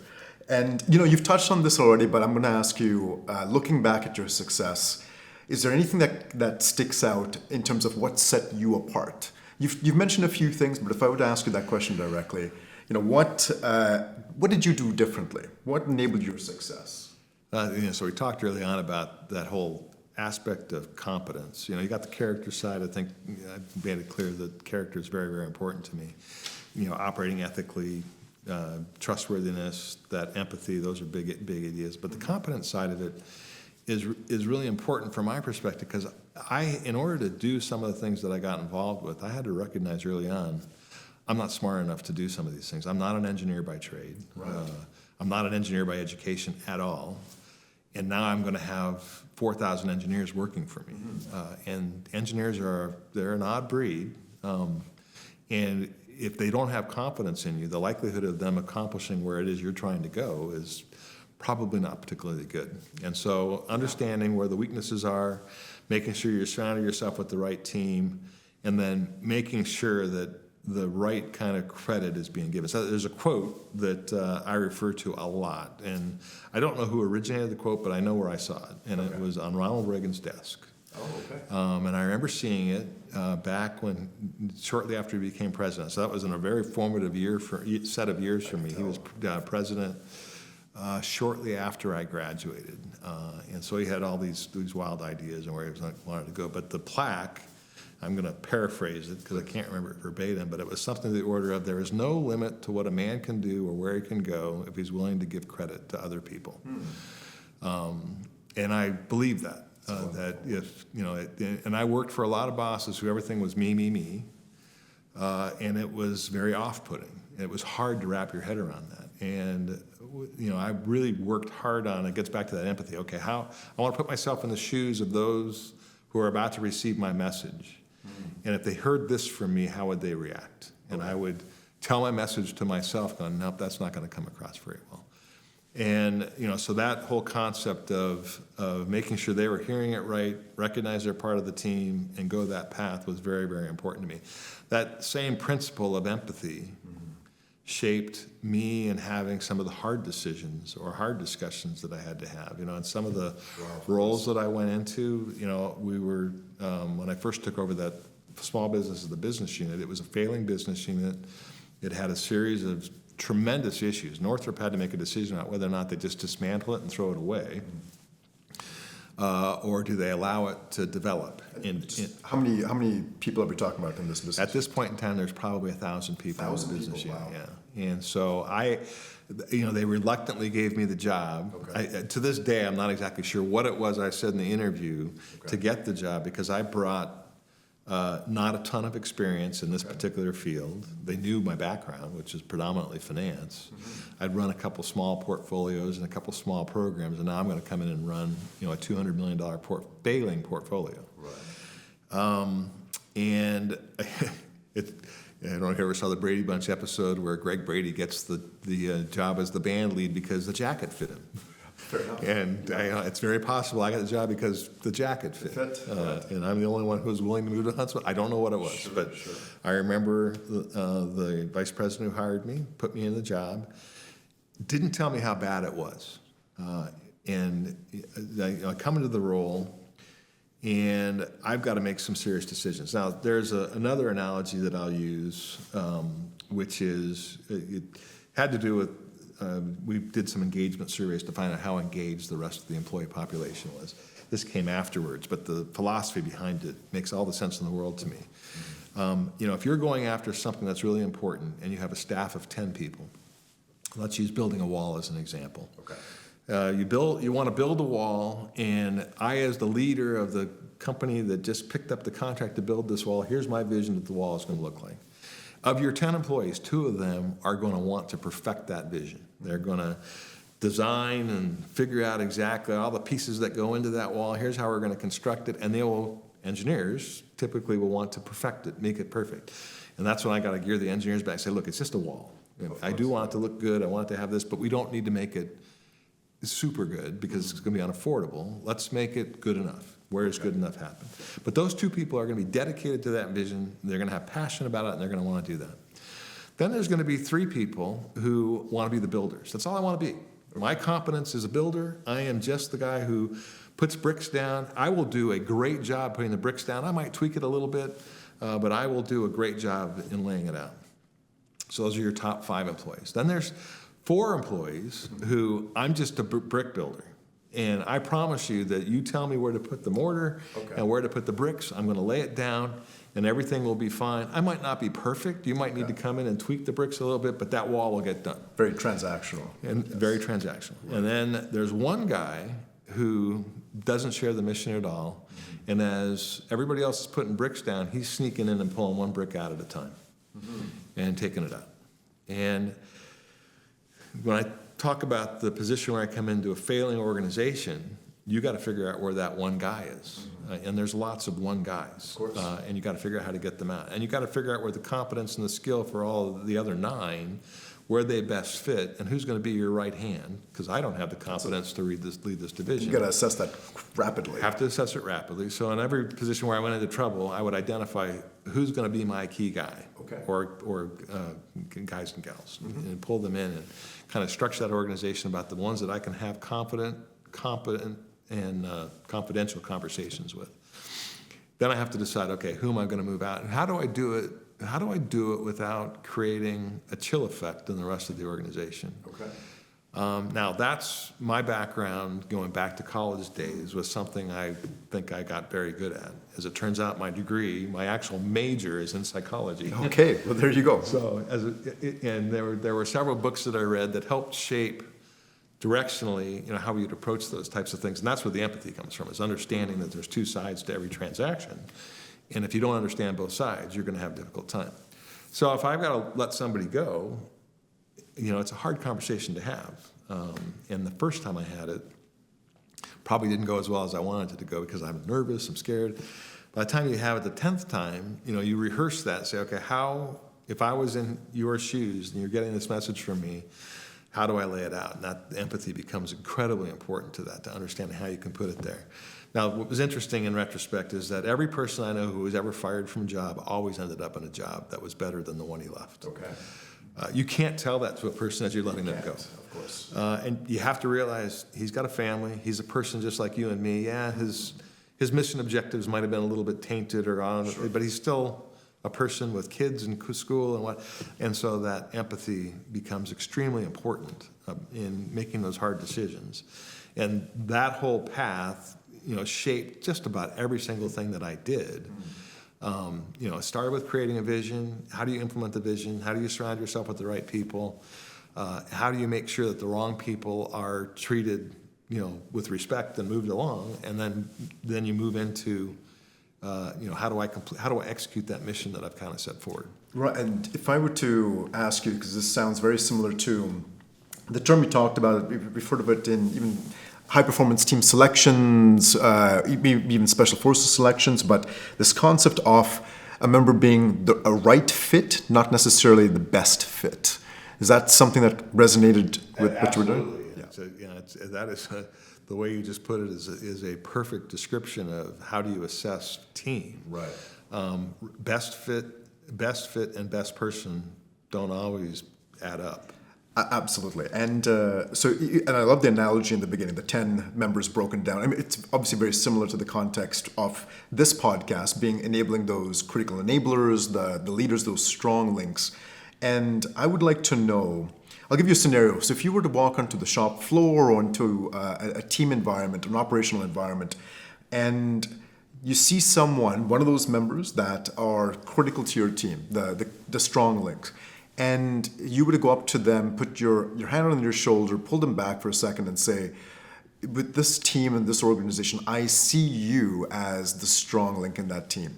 What are the attributes that come to mind that shape that this member is that strong link in your team? What would you attribute to that member? Well, they're probably very similar to the ones I alluded to when we first opened this conversation. Right. Character is probably number one. I wouldn't have picked that person and recognized that person if they didn't have the competence to do that job. Okay. But whoever you put into a strong link type of role, it's got to be somebody that's going to be trusted. Whether they're trustworthy or not, they have to be trusted. So competence opens the door, but character lets you know you can trust them. Right. Okay. Any other attributes? Execution, obviously communication's part of your 3 C's. If I was looking for somebody who's going to take on that role, it's somebody who understands the mission, has some level of passion for the mission, because the passion is what leads to the completion, and being able to change and adapt as necessary. A willingness to take controlled chances, Controlled chances. So I don't want anybody who's 100% risk averse. There's a place for it sometimes where you can't take any risk at all. But if you're on a new venture, these controlled risks so that you have confidence in where you're trying to go, and you have confidence in your team, and your team trusts you, and you have passion for the mission. those are all the things that become important as you're trying to execute on something that's going out there. Right. I mentioned early on about this gets to the risk and avoiding fear of failure. Avoiding fear of failure. And failure is just part of the process. Now, when I was younger, when I failed, it was just devastating. Of course. And it's still devastating. I mean, I still have my failures got bigger as I moved through my career. And I think I mentioned this earlier, but this was when I mentor individuals, or I tell them here's what fear of failure doesn't accomplish. It doesn't. If you are afraid of failing, you won't fail, and nobody will be able to observe how you react to that failure. My greatest successes have come at the feet of a massive failure. One program that we lost back in the early 2010s, it was a program that had 1,000 people on it. Okay. It had 700 suppliers providing support on a support contract to the Missile Defense Agency. And another company came in and said that we can do everything that Northrop can do. And I knew they couldn't. There's no way they could. But we know we needed to change our competitive angle in order to win this contract, because the government was looking at it strictly from a cost approach as opposed to a technical performance or capability approach. And I get it. We were going through some times in that current administration, and so we had to change a number of things, including maybe we need to bring more suppliers on to reduce the cost and hold on to the big technical challenges that we were answering under that same contract. Long story short, we lost the contract. And I knew the company that was taking it over, and they were going to start with their own employees, which means 1,000 people were about to lose their job. Wow. And it was devastating. The CEO was the one who got the phone call, and the CEO of the company called to tell me. I remember exactly where I was, the chair I was sitting in, when I got that phone call. It was one of those calls that was, I cannot believe we lost, and it was a gut punch to the stomach. I think I missed my plane because I was in the Chicago airport. And I'm like, and I couldn't move, just devastated. And that was a Friday. So we go over the weekend. I am depressed. I am crushed. I've now got to announce this to the team, and I've got to announce it to our entire supply chain. And so me and my strong link, we sat down, and I go, this isn't it. I go, I know this company can't do everything, so we need to figure out what we're going to do. And so I had to make a decision about, do I protest the award? Okay. Which I knew was, no company likes to protest. And Northrop was that was just antithetical to where Northrop historically likes to go. They don't want to protest because they just don't like the damage that it does to the image of the company. So I wasn't gonna win that argument. Other companies protest regularly. We don't. Right. Or I could go talk to the leadership within the Missile Defense Agency and try to convince them to go otherwise. That wasn't probably going to go. And so without going into all the details, I had to buy time. So I had to threaten protest to the government to just lock everything down, to buy us time to figure out how we're going to do it. Long story short, we ended up convincing the government, the company you hired can't do this technically. So my advice to you is to create a second contract. Okay. Where you move all the technical content to the second contract. I can at least save most of my jobs. I'll go negotiate with the new supplier to move the low-end jobs to rebadge these people under their company. We hold on to the technical content, which is where Northrop wanted to be anyway. We didn't want necessarily to be involved with the low-end work. And in exchange for that, I'll drop the protest. And it worked. Wow, that's a lot of negotiation. And it was in a short period of time. I think we had 20 days to convince them this was the right way to go, and then we had to create a contract a set of terms for a brand new contract that didn't exist before, and negotiate it all in a period of, I think, like 3 months. Oh wow! Which was unheard of, and at the time, at least, maybe it is not so unheard of now. But that gets back to that idea. The team that I had, I had several strong links. Mm-hmm. They all shared the passion of the mission, which was to protect the United States from intercontinental ballistic missile threat. Right. They had an understanding for the vision of where this could go and what our role was. We were working on incredibly, for engineers, sexy stuff. I can imagine. Most of the stuff it'll never see the light of day. Right. Right. But it was, so everybody shared that passion, understood the mission. a lot of people, I can't imagine doing anything else. Why? Well, I've been working on these things for 10, 20 years already, and that's where they wanted to spend the rest of their careers, working on this particular aspect of it. And so it was important to get it right, and we did. And so I lay all that out because my measure of myself, as well as those looking at me from either below me or above me, how did you react to that failure? And that's the message I can give to everybody is accept failure as part of the process. Your measure is going to be how you deal with it. And if you let failure be your end, it will be. I was just going to say, I can see a few different leaders in that position that would have, to be honest, let the 1,000-unit stop and just cease. And the amount of effort that would have had to go through that, and even the implementation would have been a huge restructuring effort. And correct me if I'm wrong, but the underlying core theme I'm still hearing that is that empathy. There were 1,000 employees that were going to get affected by this. And in the end, some were able to get restructured, transitioned, moved.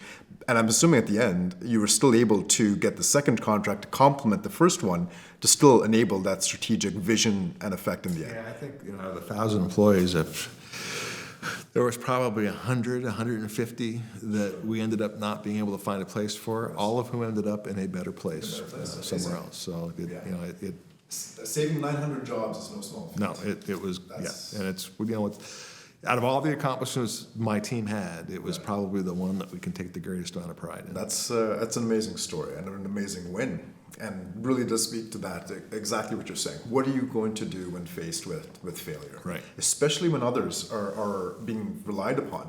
And actually, this kind of brings up the next question I'll ask you. So clearly in that position, in that role, you acted as the strong link and enabling that effect. So did being reliable at your core, this is very emotionally core question I'll ask, did being reliable ever feel like a curse? And do you have any moments that stick in your mind that way? Yeah, I mean, a curse might be a little bit too strong a word, but Right. You don't let go of things. And there were times in my career where I had such passion for a project. I have to look back and still understand why certain decisions were made. There was one program that I had spent an incredible amount of time. Me and a handful of other individuals crafted a solution that never should have existed. Okay. We crafted it. We convinced the customer it was the right way to go. The customer said there's no way you can do it. We convinced them that we could. We did. We started it, and it ended up turning into an award of a 10-year contract. Okay. Now I wanted to execute it with my team all the way through. Kind of runs counter to having that vision to move around things and take those changes, but now I had my teeth locked in on this contract. And my bosses at the time decided to break the contract up and give it to different people and move me into a completely different role, which I did not understand at the time. Now, in retrospect, it was probably gearing me. They had something else in mind for me at some point in time, but it wasn't obvious to me at the time. And then I screwed up because I was so bitter that they took it away, I would not let it go, to the point where I was painting myself into a bad picture, because I'm sure now, having the benefit of being able to look down on those types of individuals, it's becoming about him as opposed to the greater good for the corporation. Right. And so I probably sidelined my progression by 6 months to a year, because I just wouldn't let this go. I couldn't believe he let it go, and I'd be in my boss's eye. I can't believe you did this. And I watched the person that they moved this one particular project to lose it. They lost the contract. It was incredibly frustrating to watch the strategy that you put in place. Somebody couldn't carry it out, and to see them, lose this business for Northrop and end up going to a competitor. And it was so now I'm in I told you so mode, which is not helping my case at all. Right. But that's where that feeling of, I'll call it ownership, reliance, whatever, I wanted to carry it through. I still have no doubt I would have carried it through, but there's curse number one. Of course. Curse number two is more of an emotional side of it, and that's where you get so involved in carrying out. And as I got later in my career, I was much better at understanding that there's a bigger purpose, bigger picture that you're serving here. But ultimately, Now I'm focused on how you react to the changes that hit you. And that causes you to get just absolutely sucked into the vacuum of what it is you're working on. And so you end up making personal sacrifices. You make health sacrifices. You dedicate yourself to your job. And so I found myself, this whole concept of work-life balance, I mean, it's very real. It's hard to, especially when you're talking to a career professional who is trying to navigate his way up the chain for whatever reason, that there's a thing called work-life balance, and there is. There was a comment that my old boss made to me that I will never, ever forget, and it was when he retired. So Northrop Grumman, we are blue. Our colors are blue. And so, we all got the opportunity to go buy stuff at the Northrop store. Everybody had their blue Northrop shirt. And as he was retiring, so he was 65, so mandatory retirement.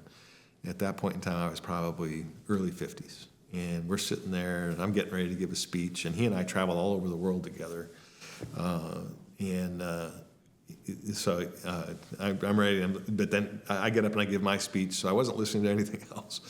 And then he gets up to give the final speech. And so the comment that will stick with us, he says, every one of you is going to come to a day when you're laying on your deathbed. And you're going to take inventory of everything that's happened, and you're going to look around that room, and I guarantee you there will not be a single blue shirt around your bed. Wow. Just keep that in mind. And it's powerful. It's absolutely right. You realize that, if you shortchange yourself on the things that really should be important because of things you think are important, you'll miss a lot.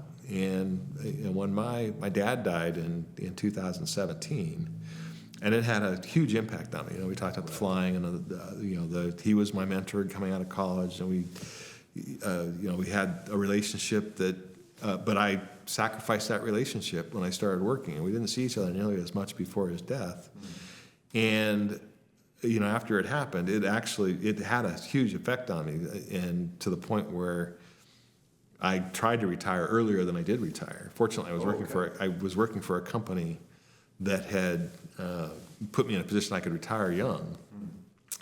And the CEO called me and asked me if I would stay for a little bit longer, created a new position for me to take on. I want to say it was a new position, but what it was responsibility added to my old position to create the new position. Right.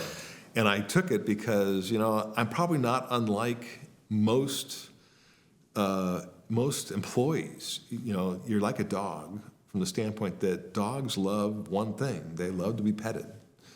They love to have, they love love. Yeah, and I go, so when the CEO calls you and pets you, you say, wow, how can I say no to this?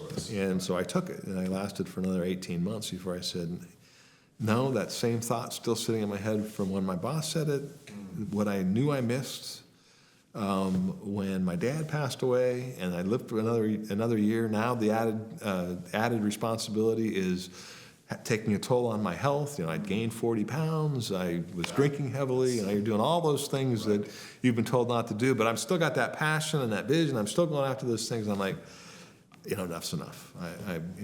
That moment you speak of is something that, especially aerospace and defense, leaders and members have lived constantly. How did you recover? How did you get back into that resonant state, back to that focused career path, and back to a state where you were absent of that cognitive dissonance? How did you recenter yourself?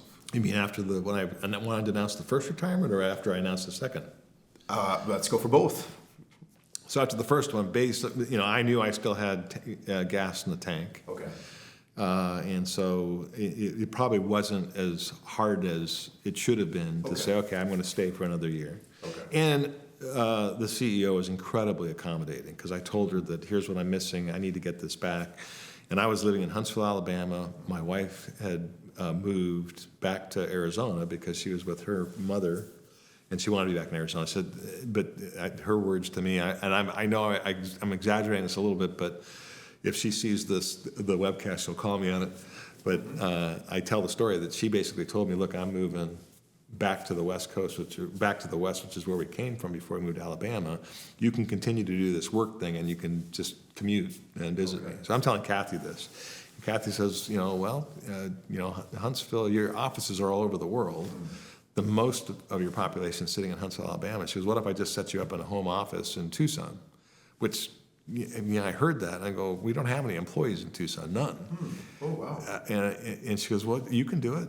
And so okay, I'll do it. So she sent the IT team down. They constructed a location in my house, that we own there. I was able to move, and I worked for a year out of my home in Tucson. Oh, wow.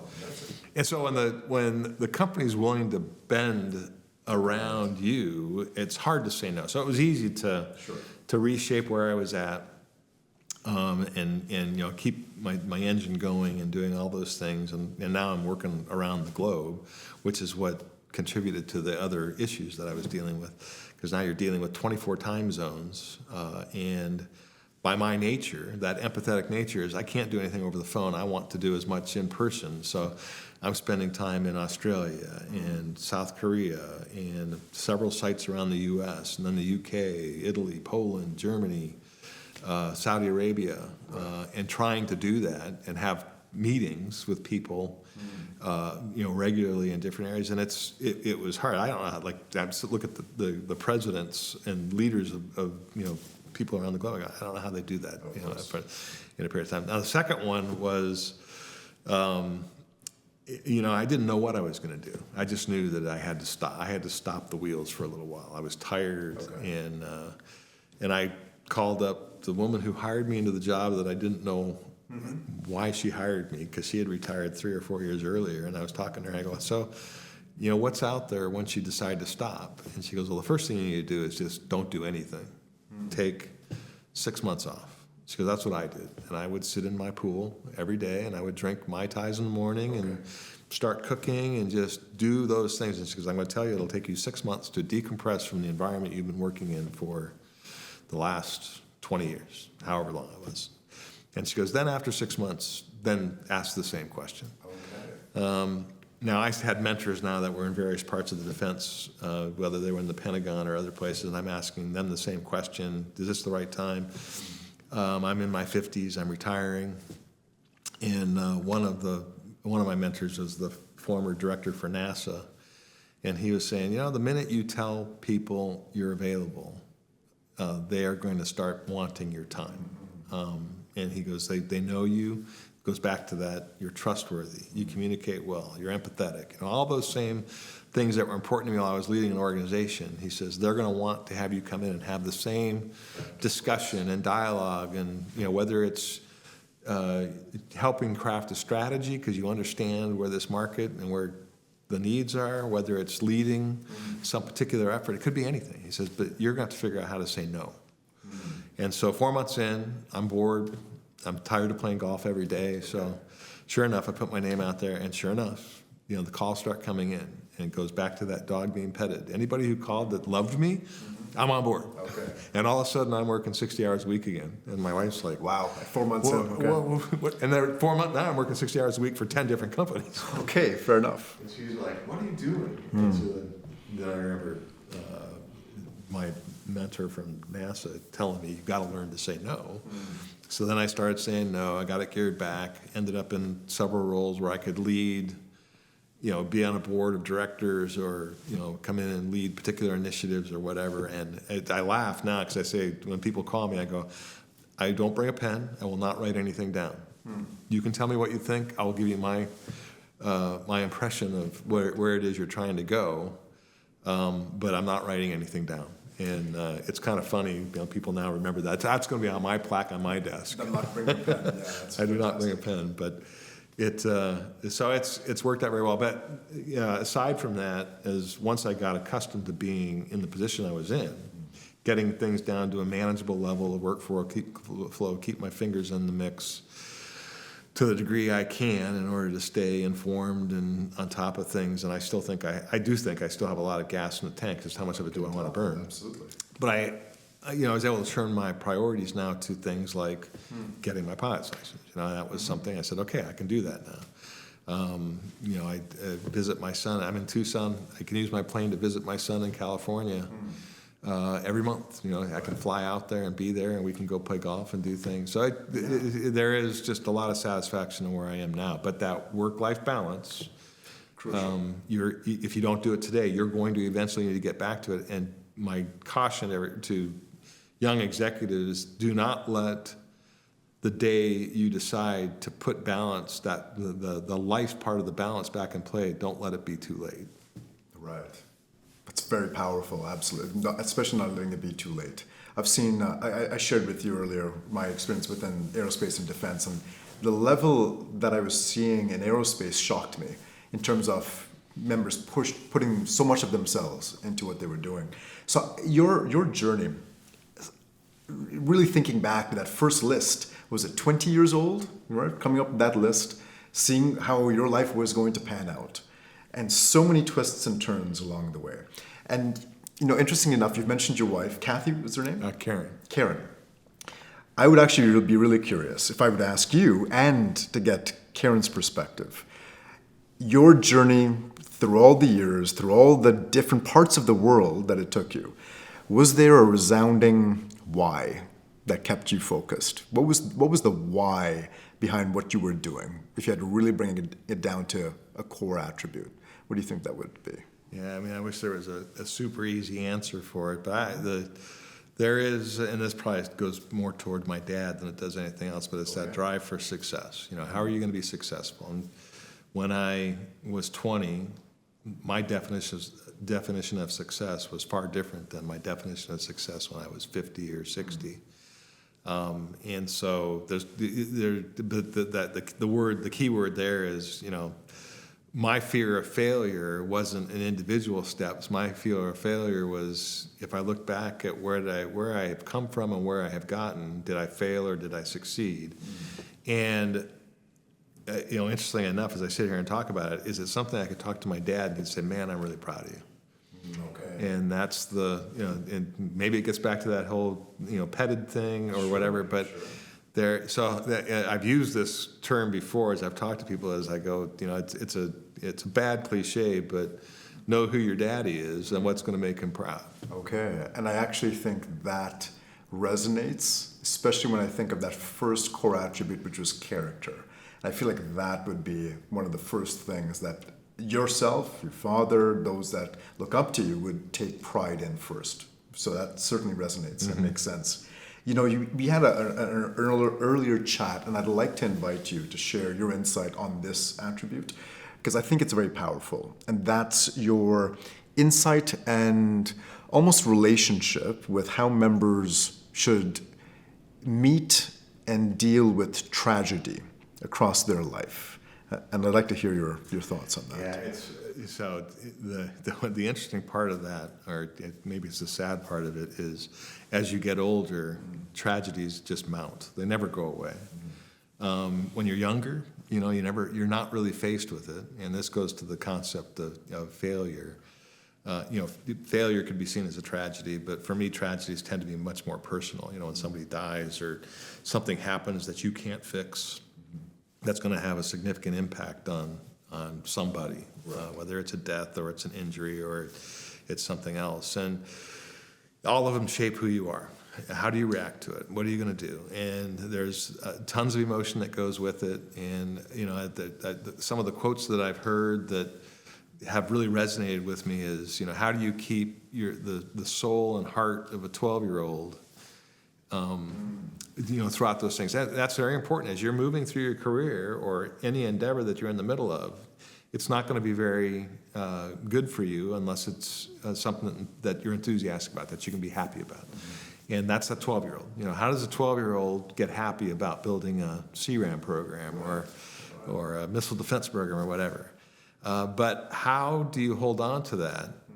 And that's a secret, I think, in life, is in light of the mounting tragedies. When as you go through life, it's not going to just be one person that dies. It's going to be one, and then another, and then another, and then another, and then another, and it never stops, especially as you get older. How do you hold on to the 12-year-old in your heart? And everybody's got to have their own answer for that, because if you lose sight of the 12-year-old, things aren't fun anymore.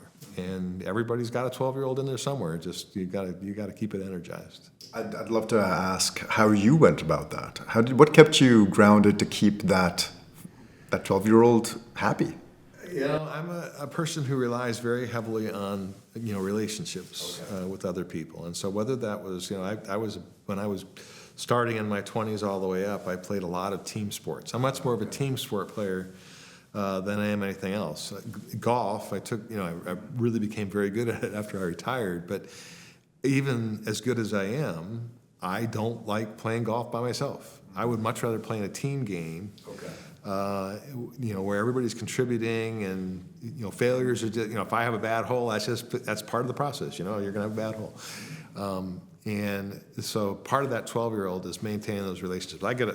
I just get tremendous satisfaction, and my wife gives me a hard time we talk about maintaining relationships, and they're hard to do after, you've moved into different, and she made a comment actually last week that she goes, you make it an unbelievable element of work. It's almost work watching you maintain relationships with people, calling people, asking how they're doing, that sort of thing.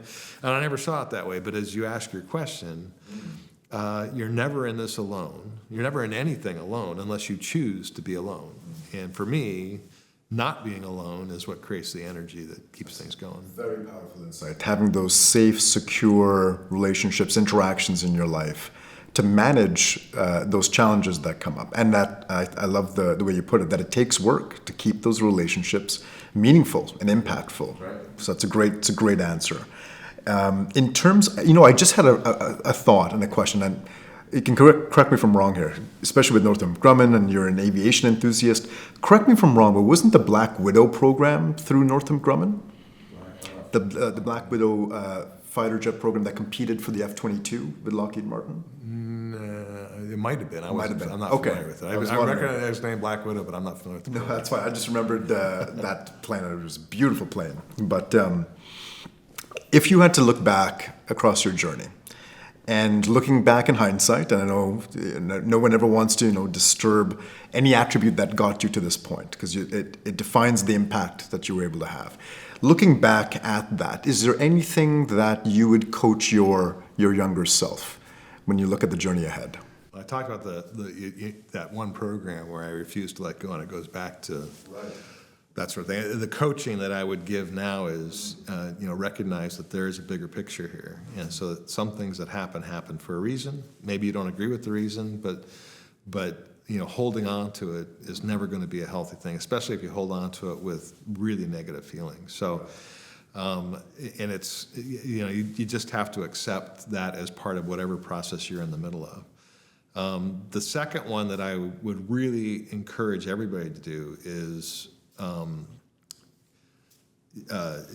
get a mentor, know who those valuable resources are to have conversations with. Don't assume because you had one conversation with it that it's stuck with them. Okay. And that goes back into that building relationships and making it a relationship, not just a contact. And there are very, very big differences between the two. And part of that leads to taking responsibility for your own career. When I came up I started working in the 80s, and I was taught by the company I was working for, TRW at the time, people will take care of you. You do a good job, you be one of the four bricklayers, you're going to get recognized and they will move you up. And I think back in the 60s, 70s, and 80s, that probably was true about the work environment. Okay.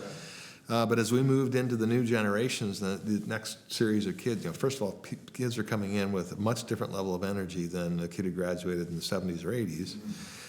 Much different expectations in terms of gratification, how are they going to be rewarded, a lot less patience, and that sort of thing. And so they're doing things that you were taught not to do. Don't make noise. People will recognize you. And so now the advice I give them is, look, if you want to get promoted, you have to take responsibility for your career. Do not let other people take responsibility for it. Don't assume somebody is watching out for you. So when a job comes open, in today's environment, you might be the brightest engineer in the world. You're going to submit your resume in for that job opening under the old system. A rec comes out, resumes come in, somebody filters through the resumes, picks the 5 best candidates to go, and then we'll pick the one that's going to lead it. The problem is now 1,000 resumes are showing up. Yeah. And I go, and you're not going to be just moved because you did a good job. Now you got to go through a process. And what you really want to do is have somebody be your voice in a room. When that job comes up for a lead engineer on a particular job, you'd like somebody in the room who's unrelated to that. Maybe you're a mentor, somebody else you had a conversation with 6 months earlier. Say, I know the right guy for that job or the right girl for that job. But if you don't take responsibility for it, you can't even have that conversation. And so you absolutely have to take responsibility for where you think you're going to end up. Otherwise, you may end up in a place you don't want to end up. Right, so I really like that. So especially now in this day and age with the volume of applications going through, so really owning your own success and all the implied tasks that come with that. And I just took a note earlier, your first point, talking to that younger version of yourself that was going through that state of cognitive dissonance. But it sounds almost as if that coaching point would have been to value and look at perspective versus perception. Because your perception is going to be one thing, but if you're able to step back and look at the larger picture, understand that perspective, you may see a different narrative that can enable you to go forward. I take it one additional step, and that is where the empathy comes in. Understanding what their perspective is. That's a really good one. Or what their perception Right. is. It's not perspective, but perception. I said everybody's perception is their reality. Okay, yeah. And your perception might not be the same, and so you might be dealing in a completely different reality. So if you take the time to understand where their perception is, that helps shape that discussion. I really like that. Understand your perspective, look at the larger perspective, but really, truly, if you can really appreciate and empathize with their perspective, now you've got the recipe to actually drive the change you're looking for. Really valuable, love it. And so if I would ask you, as we come to a close for this, and we've talked about so much, those members that are listening to this interview, this podcast, and understanding your journey, seeing the different attributes, those strong links that assisted and worked to enable your success at such a strategic level. It's an amazing story to see. What advice would you have for those members, even right up to the frontline members starting their career, maybe members that are a few years into their career, quite matured in, but they want to reevaluate, they want to reignite their approach so that they can be valued as the strong link in their team. They want to turn their supervisor to turn to them and say, I see and value you as the strong link in my team. What advice would you have for that member? Yeah, first it starts, for me, it would start with developing that relationship with somebody that can help you take that journey. Okay. Whether that's a mentor, somebody you have confidence in. Generally, it's not going to be just one person. For me, it was many people. And again, it goes back to that conversation I had with my wife about how many relationships can a person have. But you have to have somebody. You can't do it on your own. You never know where the help is going to come from. And it all starts with that conversation with a lot of folks, and that conversation just continues. And so it's one thing to have the skill to be the strong link. It's another one to make sure people know you want to be it, and for them to be honest with you about whether or not they think that you can be it, and who is your relationship strong enough with it that will tell you why you can't be it. Okay, that's very powerful. Then you can decide if you can change it, or maybe I'm just not the guy, or maybe I have to make some other changes. So, but I think having those relationships where you can have that kind of honest dialogue is a really strong area. And then carrying that to be, can you be the go-to guy? Can you be the person that the people below you or your peers will come talk to? How do you become a person that will be sought after for that type of advice? And that strikes me as probably the bigger question to answer is, if somebody were to come to me, what advice would I give them? And if you're not prepared to handle that, I'm not sure you're prepared to go ask somebody for advice over the next 20 years. You have to be, if you want to be the strong link, it's a two-way street. You got to be able to be that guy and have a guy that you can go to as well. Okay.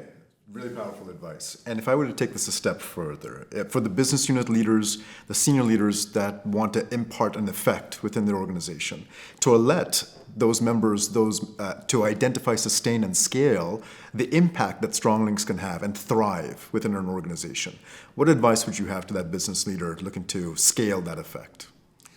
It goes back again to the relationships, your ability to have, the three C's, as we opened up with. You know, are you seen? Whether or not you believe you have the character traits to be able to pull that off, more importantly is, do the people that support you see you as someone I can trust? That's the key. You know, they probably don't care about your ability to empathize. For me, empathy was what helped me build trust. If I put myself in your shoes and understood what it was you were going to see, understanding your perception as much as I'm trying to convey mine, that's what helped me build, you know, a personality of trust. Right. And so, If I were to take that a step further, it's what enabled those members to invest in you. Not just the organization and the mission, but they were invested in you to help and enable your success as well. That mutual investment. yeah, I totally agree. Fantastic. And so I'd like to look at, you know, we're in an interesting time right now, especially at the world stage, in terms of what will happen over the next few years. I would just like to ask, you know, we've got potential conflicts on the horizon. It's an ever-changing world stage right now. What are your hopes and thoughts looking ahead? From a business perspective, I'd say even more strategic world stage level. We've got some interesting challenges, potential conflicts. What are your thoughts in terms of what your hopes are? you know, I have confidence that the leaders around the world are going to make decisions that are going to work to the benefit of everybody else. Yeah, you hear the rumors about the world blowing up and things ending, green initiatives and all that stuff. But you know what's interesting is if you reflect a little bit, I talked a little bit about being able to explore the world stage and understand a little bit of the history that's out there. Right. You know, I was in Poland, for example, and I was pursuing one of the missile defense contracts, trying to get it in there. And the first time I went there, I was just coming in nervous, trying to figure out how I was going to talk to the leadership in Poland about the possibility of this program, what I could do. They were aware of where we were going. Mm-hmm. And, you know, one of the guys I had represent me in Poland is a family that lived in Krakow for 3, 4, 5 generations, maybe even longer. Okay.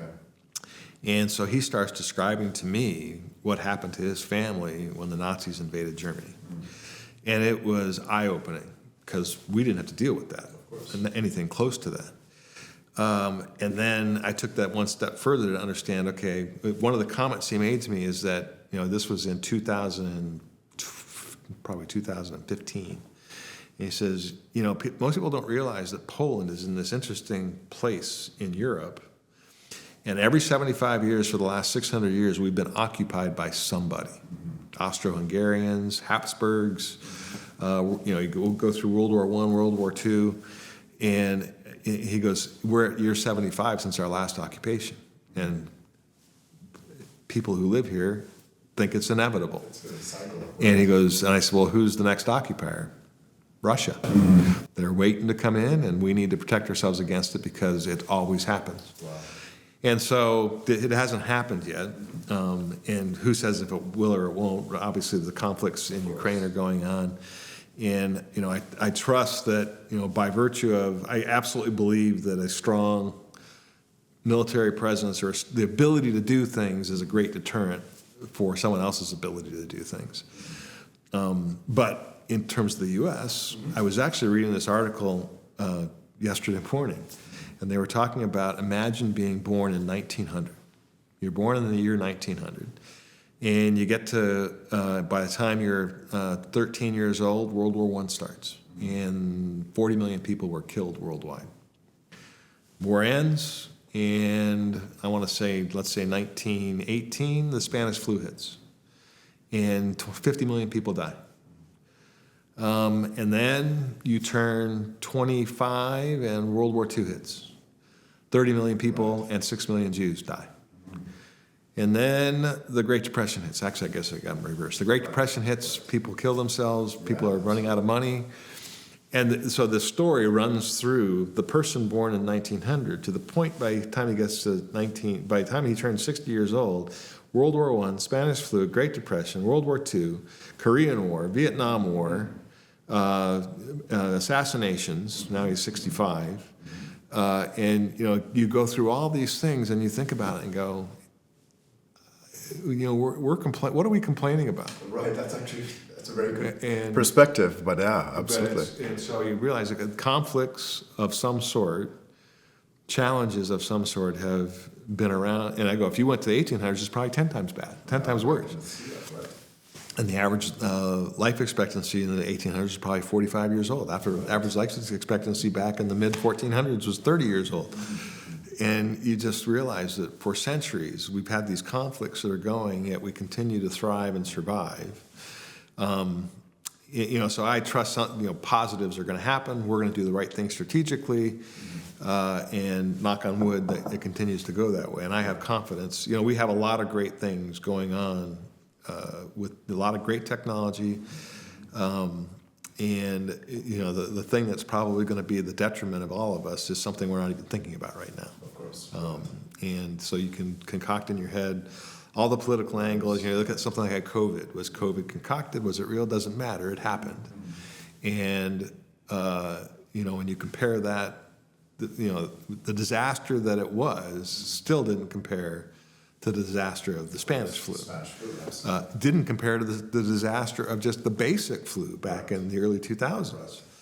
But people will wrap words around different things, and I don't want to make it sound like COVID wasn't bad. COVID was bad, but there's going to be something else that will come along, and I trust the ingenuity, the drive, the power of young kids coming out of school right now.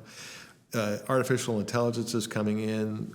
We're just much smarter than we were even 10 years ago. And where does it lead us? I don't know the answer to it, but I am not a believer that the world's about to end. It's great. I love the positive approach, because we need more of that, especially in this day and age. Last question I'll leave you on. Top 2 books that you recommend for members. Top 2 books. There's two books. When I was a VP and I would have my vice president annual kickoff, I would always hand books out, and they would generally be books that I read. But there were 2 that really stuck with me. One of them is, it's a little bit of a complicated read, that it's called Creativity, Inc. Creativity, okay. And it's about the formation of Pixar Industries back in the probably late 90s, early 2000s.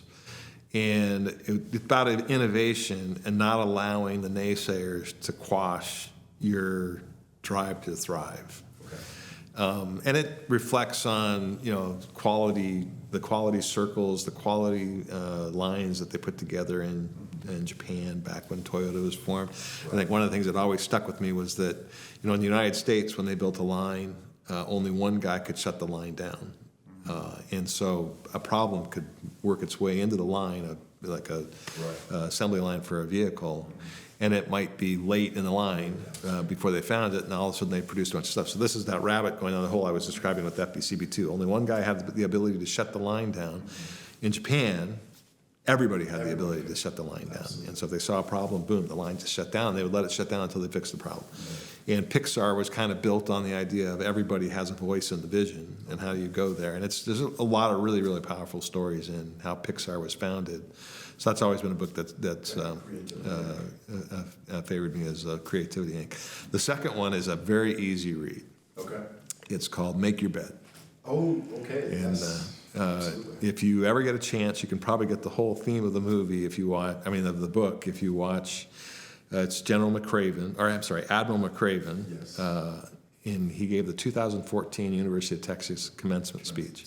I love that speech. And the speech is an awesome speech, yeah. And it's basically, small successes lead to big successes. Don't deny your ability to take pride in a small success. And for him, small success was you start with the success of making your bed.